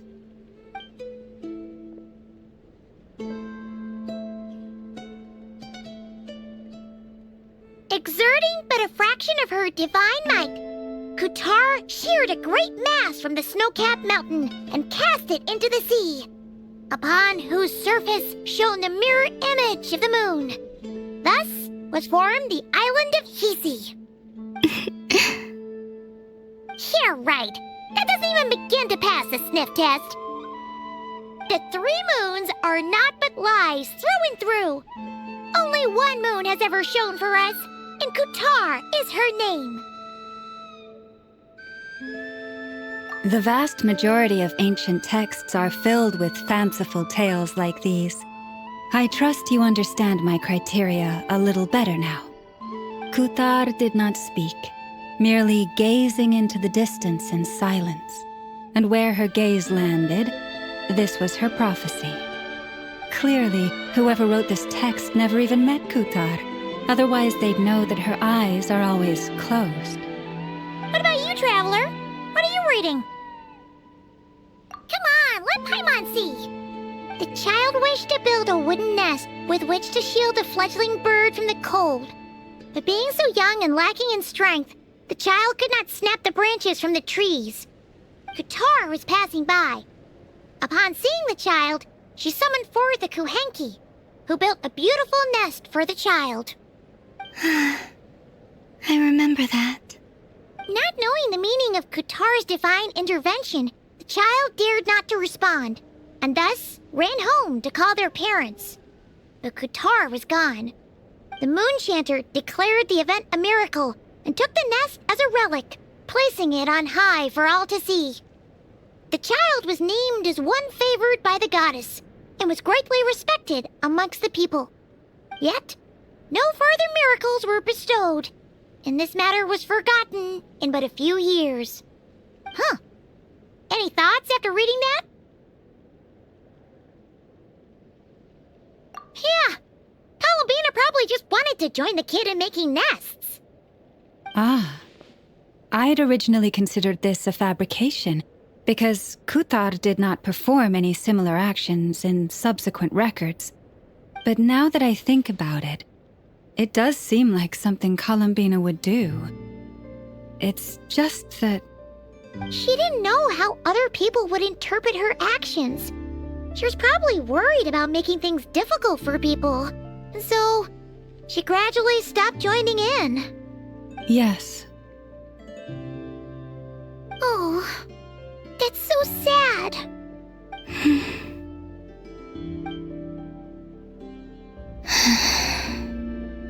And now, I can make no such gestures of warmth, even if I want to.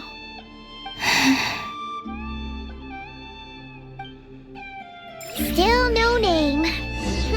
That's a bit of a shame. But we did learn some interesting stories. That's gotta count for something. Barca said he was gonna set up a meeting with Arlecchino and Sandrone, right? Let's go back to Nasha Town and see how he's doing.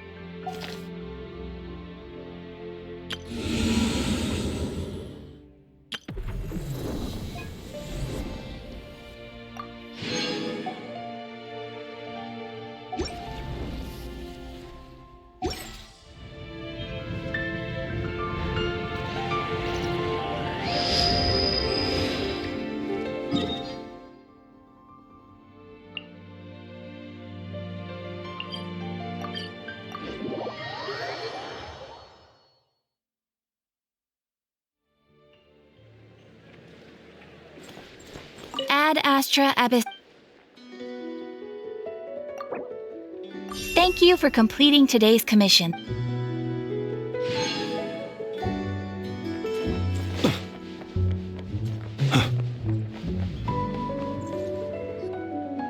Let's see.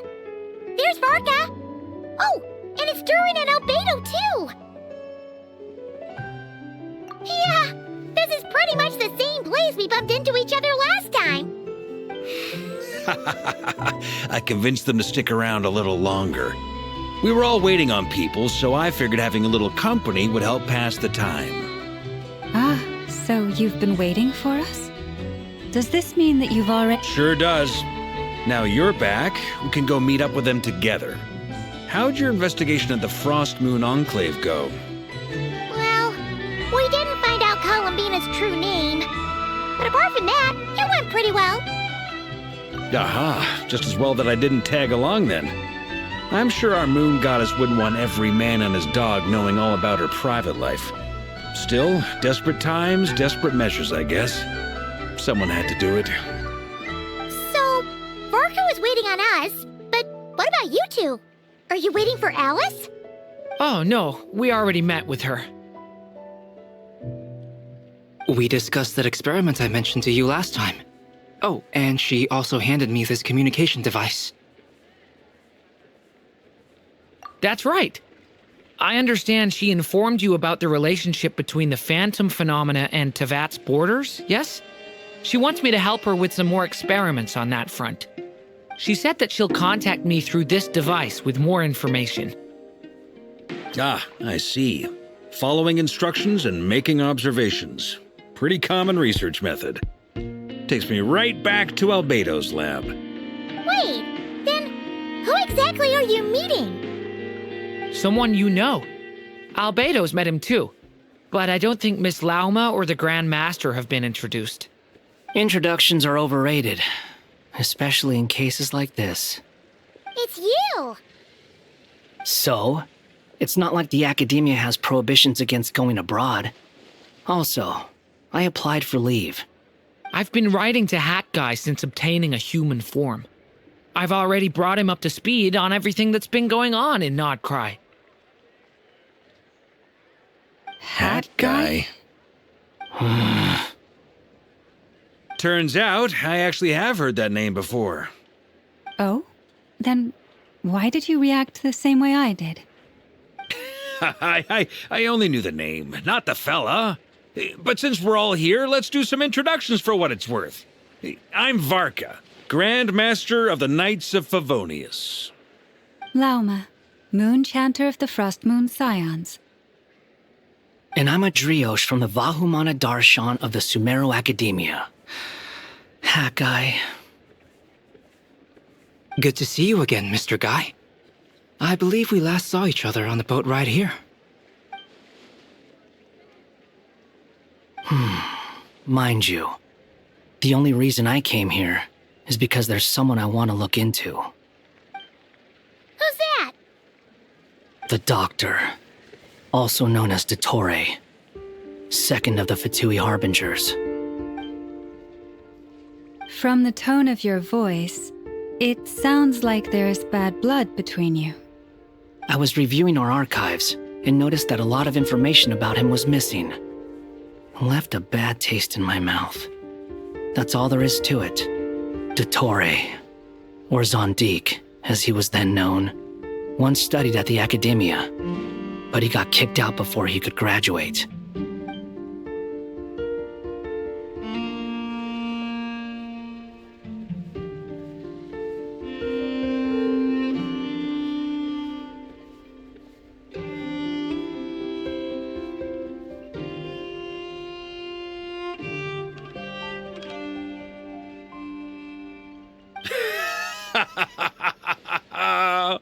So the Harbinger's #2 man is a college dropout? How embarrassing for them. Last we heard, he was planning something. We actually heard that a few times before, even coming to Nod-Krai, but we haven't seen a trace of him since we got here.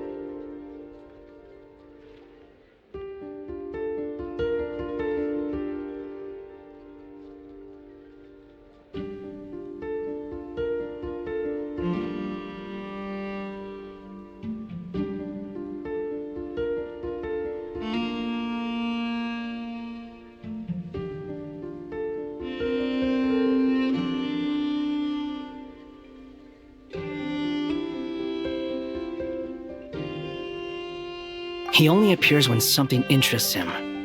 For all we know, he might have left already. But the fact he did something here at all is worth noting. It'll fill a couple extra lines in his file. Why does it sound less like a file you're writing and more like a criminal record? Anyway, we were just about to meet 2 of the other Harbingers. Want to come along? You might learn a thing or two about him there. Sure. Even though they're Harbingers, well, they're old acquaintances of ours, so, you know, when you talk to them, try to be... I got it. The Frost Moon Scion's relations with the Fatui remain tense. Forgive me if I do not attend. In that case, we'll continue assisting Miss Alice with her experiments. Good stuff. Everyone's having a fruitful time. All right, we better get going. I'll lead the way.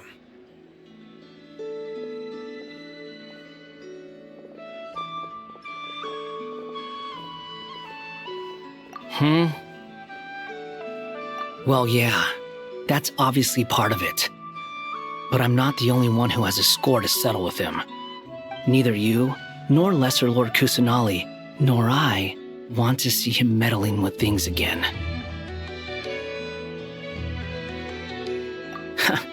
What's the hurry? Don't worry. Pigeons always know which way home is.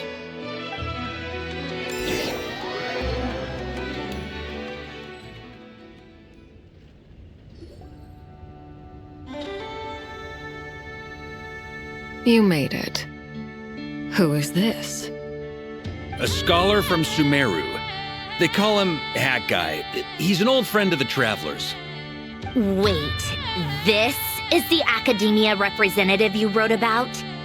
He doesn't exactly look the part. I believe this will prove my identity. You'll notice it bears the seal of the Sanctuary of Surasthana. Well, what do you know? So it does. All right then. My mistake. It's fine. I expected as much. What? So as I mentioned in my letter, the Academia's got its eyes on Dottore. But this matter remains top secret. Apart from those assisting in the investigation, the fewer people who know, the better. If anyone asks, I'm here in Nod-Krai to pursue my personal academic interests. Gotta say, Barca, you did pretty well to keep all this under wraps for so long. Sounds like you got in touch with the Academia about this way back. You flatter me. Where do I even start? Remember that time we fought Rerir at Star Sand Shoal? He sure let me have it then, didn't he? I'll bet Dottore had that all sketched out, with me as his convenient little pawn. He could not care less about us if he tried, but hey! The feeling's mutual. Does Dottore really strike you as the sort who values his relationships with his colleagues? Fair point. Definitely not. Which is why I always keep my guard up whenever he starts making suspicious moves. To that extent, our motivations align. On top of which, I consider you trustworthy people. Now, back on topic. In the wake of the Reihir of Solnari episode, Sandrone and I grew suspicious about Dottore's complete inaction during the entire affair. So we tried to find out what he'd been up to, but unfortunately to no avail. He never lets anyone in on his plans.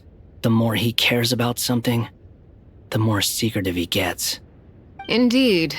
Perhaps he believes that by keeping a low profile, he can avoid trouble. But that trick isn't going to work on his colleagues.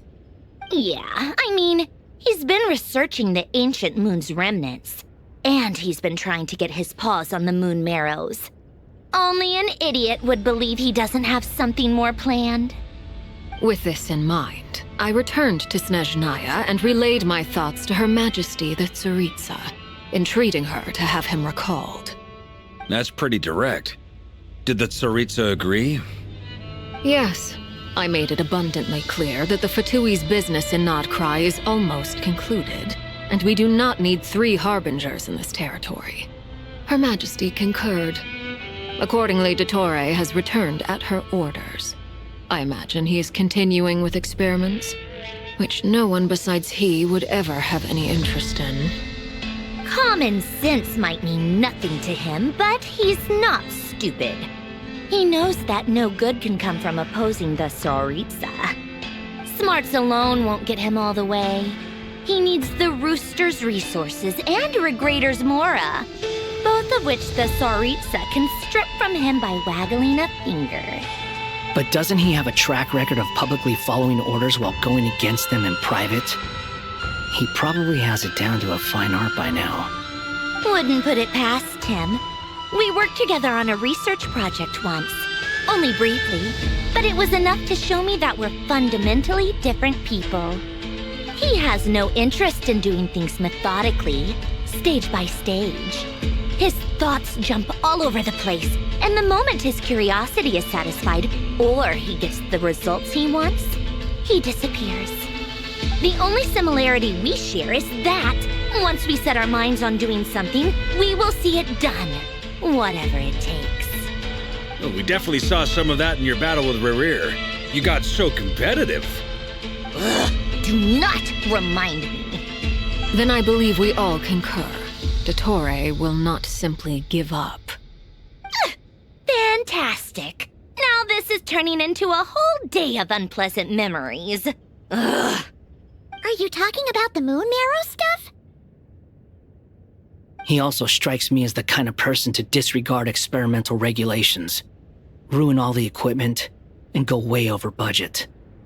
Then leave the first person he can find to deal with the fallout. Exactly. This one time, he was running some high-temperature experiment and the substance exploded. But does he care? No.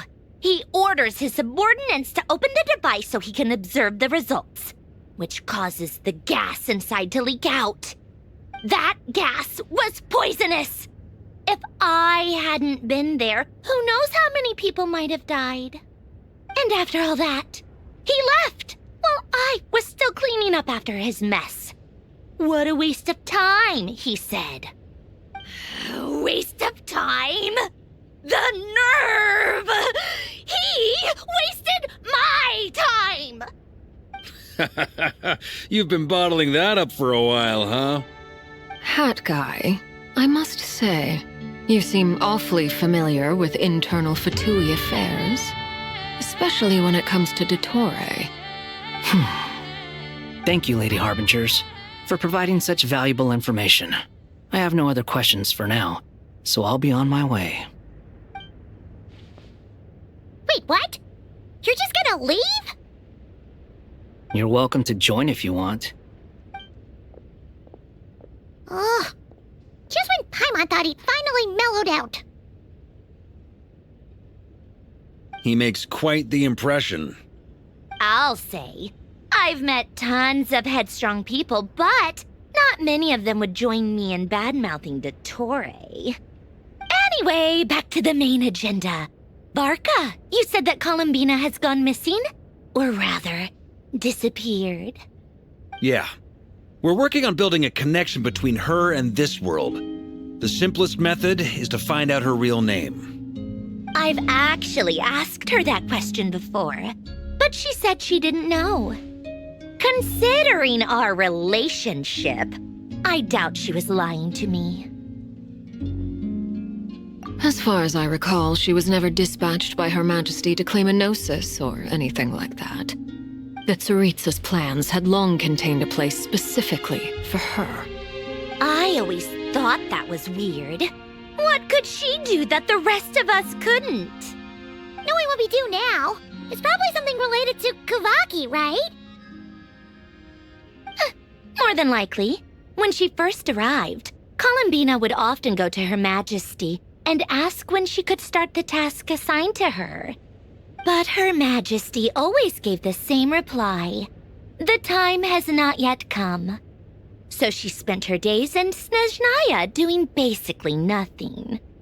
The Tsaritsa has summoned a beautiful blind maiden to be a harbinger, giving her the third seat by virtue only of her enchanting voice. It was a dumb and stupid rumor. But the reality of the situation made it hard to refute. And what happened after that? I imagine she stopped caring. She no longer seemed to care why she had been recruited, and Her Majesty never gave her any missions, so she just continued to sing in the flower garden. For my part, I was busy. So busy, in fact, that watching someone be that idol had me fuming.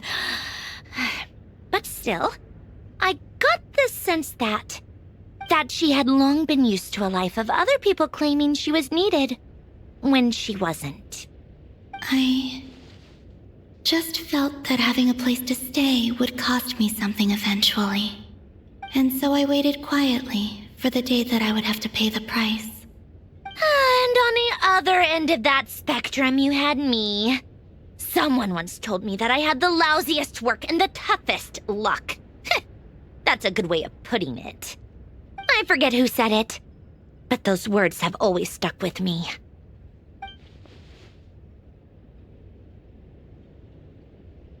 But you've done your job exceptionally well all this time. Because at heart, you are a conscientious person. What is it? Something come to mind?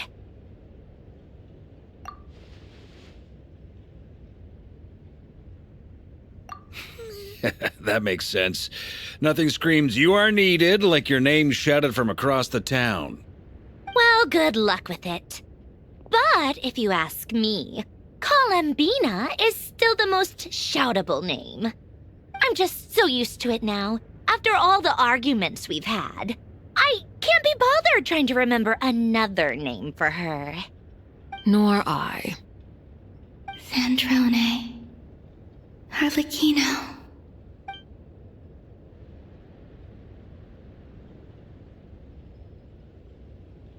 Huh! It's a Sealy! Does that mean Nicole has news for us? Ladies, I thank you for your hospitality. If the chance ever comes up, I definitely owe you both a drink sometime. I'm sure it will. You can make your own way out. Heck, you've been here enough times, you probably know your way around better than I do. Okay, time to do what adventurers do best. Follow that Sealy!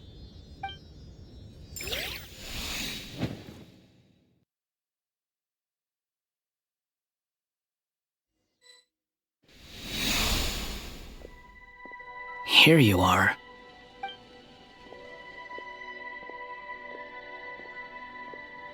Oh, Hat Guy. How come you're back so soon? Did things go all right with the Fatui? Fine. Dotori's been summoned home by the Tsaritsa. Couldn't get much more than that. How about you? Any progress with the investigation? Unfortunately not. We've tried everything. Different phantoms, different locations, different points in history. But the results were the same each time. Abyssal monsters roaming the land. People crying out in despair, with no hope of being rescued. Every time I see it, I can't help but think, is this what it was like in Mondstadt when Dragonspine Durin attacked? And if I fail in the task I've been given, will I create yet another tragedy? That's just meaningless speculation. When we encountered similar phenomena previously, I tried to interfere with those illusions, using sounds and lights to guide them. However, we could not change their fates. At most, we were able to extend their existences. The events of the past are like fate that has been written into Irminsul. There isn't a living thing in Teyvat that can escape its past. But Miss Alice instructed us to try to find ways to change the outcome that these phantoms face. It's an impossible task. Can't you just refuse? Since she asked us to do this, I feel like it can't truly be impossible. Or if it is, well, mages can make the impossible possible. I could not have been born as Durin otherwise. But you also said that your past 39 attempts were fruitless. That's true. But you're still going. Yes. After this many futile attempts, surely you realize that you're not doing this because you still believe what some mage told you. It's because you want her hypothesis to come true. It's something you wish for deep inside. So, think for yourself about what you want to do. As long as you don't believe it's futile, it isn't. Yeah. Previous experience indicates that we cannot touch the phantoms, which limits the effectiveness of our interventions. If we want to clear this hurdle, we need to break this rule somehow. Same thought here. Following the same rules means repeating the same failures. Reducing ourselves to mere playthings of fate. So you mean we need to figure out a way to make contact with them despite knowing that we can't? Yes, and I suspect that's something only you are capable of. Everything in Tevat is logged in Irminsul, but the withering that once occurred in Sumeru was a sign that the Great World Tree was being corrupted. This corruption allowed things that should not have existed in Tevat to appear. This is tantamount to rewriting reality to an extent. You're saying abyssal power might be able to affect those phantoms? No one's ever tried it before. If you're gonna try it, it'll take courage. And you have to be confident that you can control it. Is anyone there? Has anyone seen my daughter? She's missing. I have to find her. I hear someone inside. Spargana? Are you in there? Ah! If I can use my abyssal powers to warn him that there is danger here, maybe it'll change his decision. Maybe he'll stay away. Yes. The important thing is not the nature of the power, but rather how you use it. To intimidate and obstruct. Sounds about right for the Abyss. Well, let me try. I should be able to influence that thing. Have you seen a little girl? What? This isn't the time for that! Just run!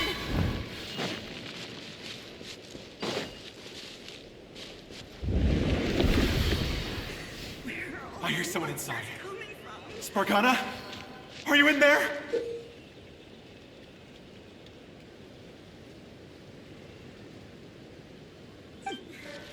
Where are all these monsters coming from? What is this? Looks dangerous. I should get out of here.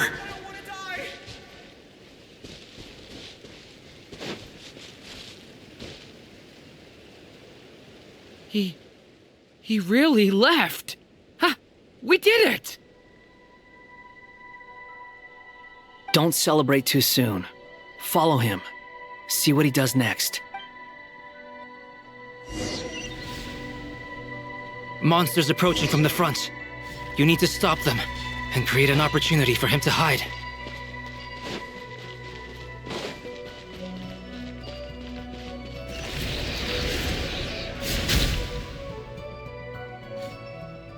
Help me!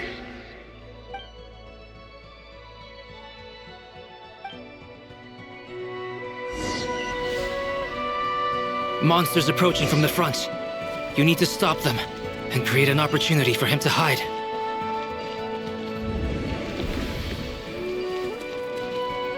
No! There's monsters ahead!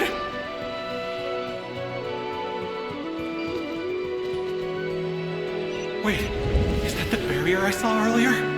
Why is it appearing now? It's as if someone's controlling it.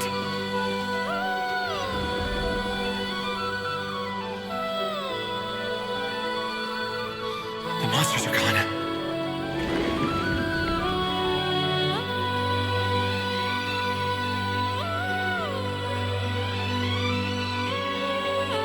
The barrier's gone too. How odd. Anyway, I guess I'll keep going. Quickly, let's keep up.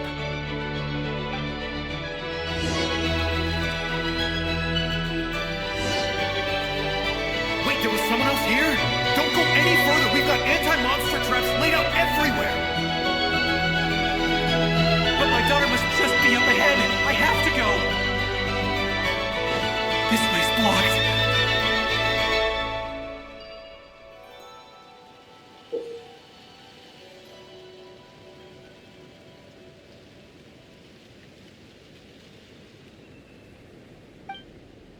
We might be able to use the explosives over there, but we need to take care not to hurt him.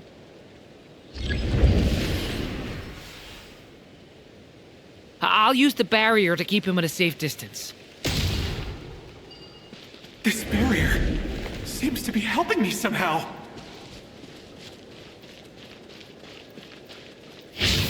Hey, wake up! Oh, no good. Gotta keep moving ahead.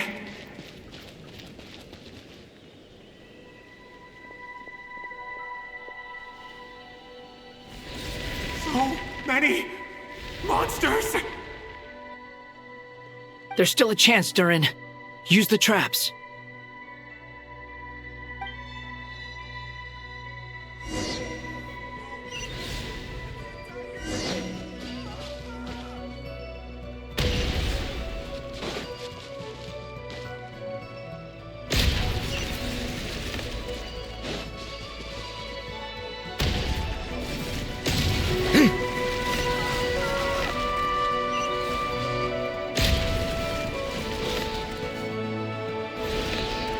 Help me!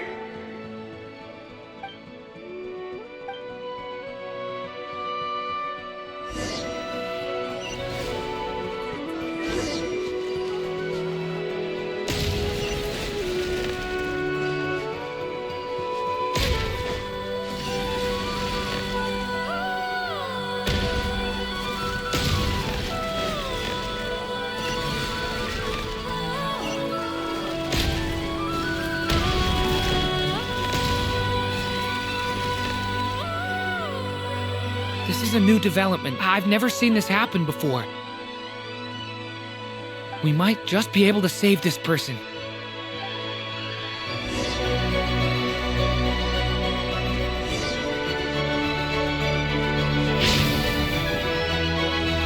Stay!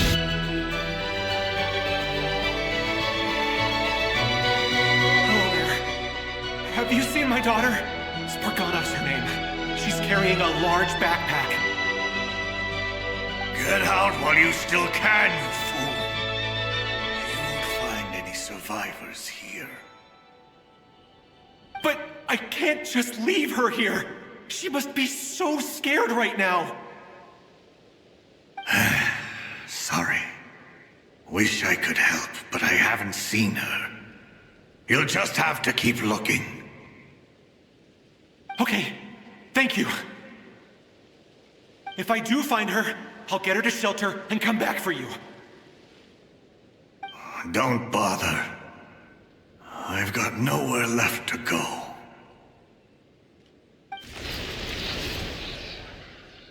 What's that noise? Monster!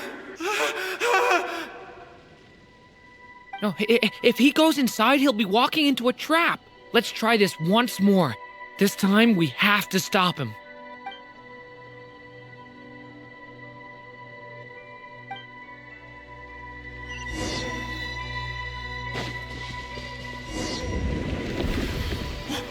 Why? How will I know where Spargana's gone like this? You know what? I'll trust this strange barrier. It's gotten me this far after all.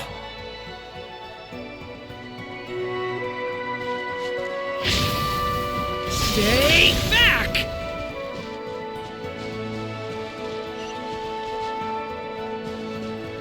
Spargana, are you there? What? Hey, let us out!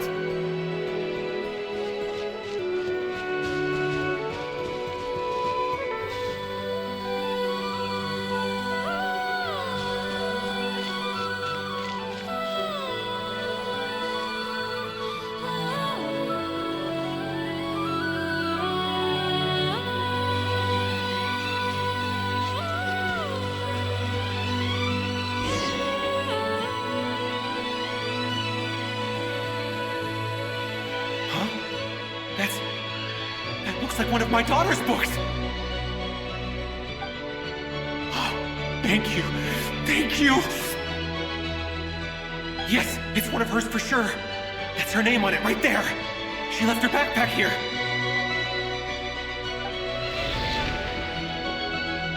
Durin, just like last time. Use the explosives.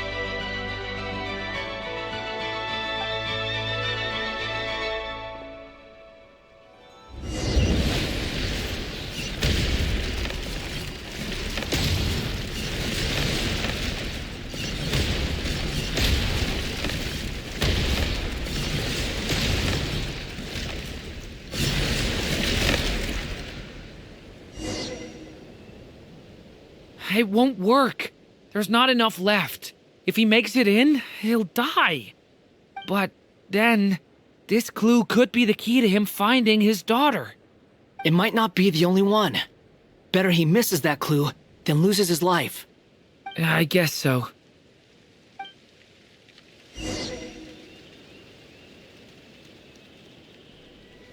Stop him, Durin. We can't let him get any further in. That's my daughter's book! She's passed this way! Why? Why won't you let me go in? I've searched and searched and searched. Just... I no longer have anywhere else to go.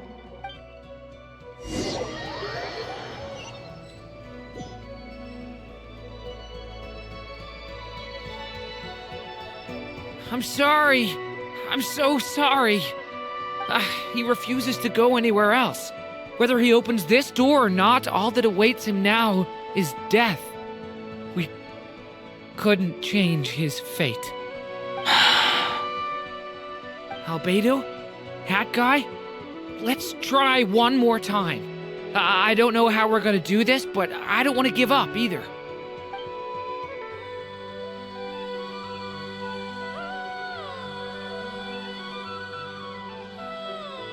Why am I here? What's going on? All these scenes running through my head. Where are they from? Huh? What's going on? His reactions have changed. How many times have I... What's happening to me? Huh? Wait. Who are you? You can see us now? I feel like I always could, but that I only just realized you were there. I'm sorry, I don't know how to describe what I'm feeling. But you were the ones guiding me using that marked barrier, right? I haven't done anything yet, but those monsters, those deaths, they feel like memories. Like things I really did experience. I won't find my daughter. In fact, I'll ultimately die trying to find her. Isn't that right? Well, no, it isn't. Yes, it is. Even so, we're trying to find a way out of this. You've not seen my daughter either, have you? It seems she really isn't here.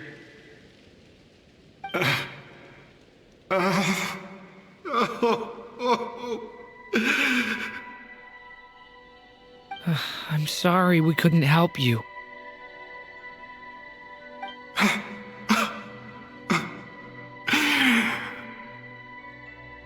I'm just tired. Maybe this is destiny. Maybe it doesn't matter how hard I search. How long do I have left? Experience says 15 to 20 minutes. 15 to 20. Thank you for all your help. Let's rest a while. You look exhausted too. Now's not the time for you to start pitying us. It's not pity. I'm just realizing that I've only got 10 or so minutes left. You know?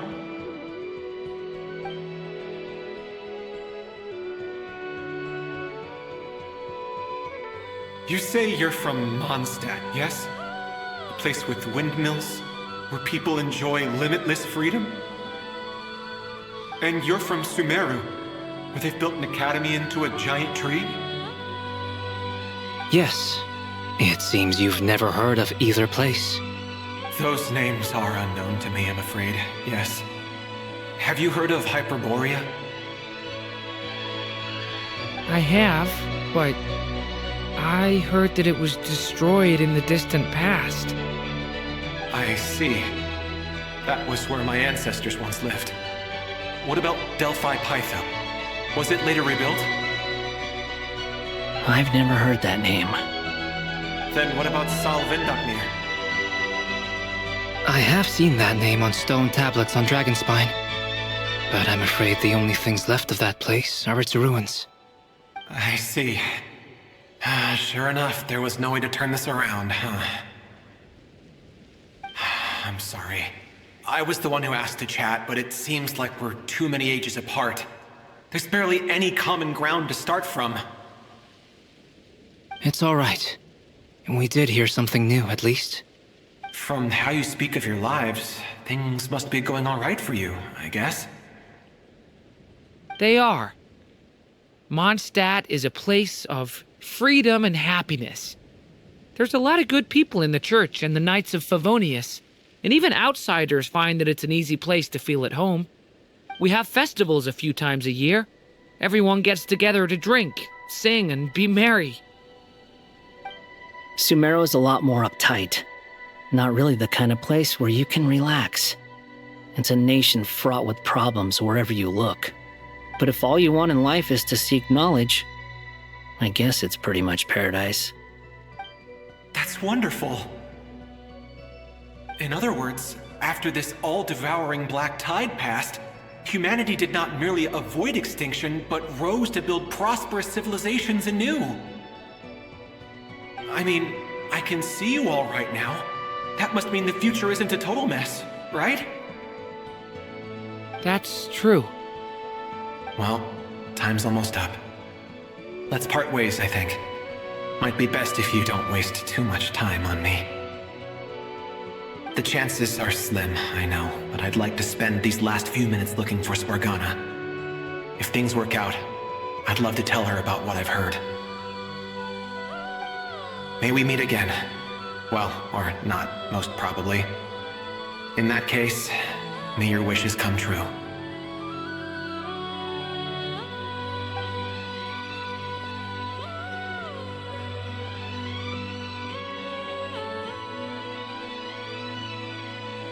He's gone. In a few minutes, he will meet the end that was his to begin with. The ending of this tale did not change, but I believe that we've just made the most progress we have yet. May your wishes come true. If only it were so simple. Hat Guy, could I ask you a question? You've never talked about your past. It seems complicated, and it weighs heavily on you, too. Would you be willing to tell me about it? I mean, sometimes it's better to get things out in the open. Take that guy we try to help, for instance. At least he said goodbye with a smile, right? I know about Albedo's past. Our experiences are very similar, and he created me. As for you, you're my first friend, and you've witnessed every step I've taken. But by comparison, I know nothing about you. Either way, I mean, we're still best friends. But if I knew more about you, I might understand your thoughts a bit better. I've told you about myself. I'm a student at the academia. And what did you do before that? Prepared for the entrance exam? All right. If you really don't want to talk about it, I won't press you any further. I was a puppet built from the branches of a white tree, using technology left behind by the Conrian schools of mechanical engineering. A white tree? You mean an Irminsul tree? Yes, a branch of Irminsul that was once connected to the main tree. So you had a human creator too? Yeah, but my creator abandoned me after deciding that I was a failure. After that,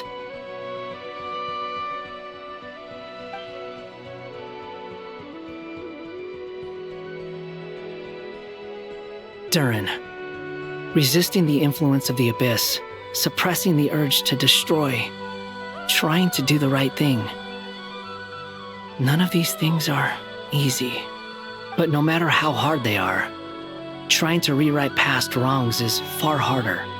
You asked me if you would create a new tragedy if you failed. I told you there was no point speculating about that, but the real answer is, yes, you absolutely will. That guy. But at least you've got people here to help steer you away from the wrong path. So, just keep aiming towards the light. I will. I promise. All right, break time's over. Hello? Durin speaking. Hello, friends, it's me! What have you been up to, I'm detecting some unmistakable fluctuations here at the border. The amplitude isn't particularly high, but they're completely different signals from the ones before, and the scale is comparable to those I've detected previously. Alice, we were unable to save that person.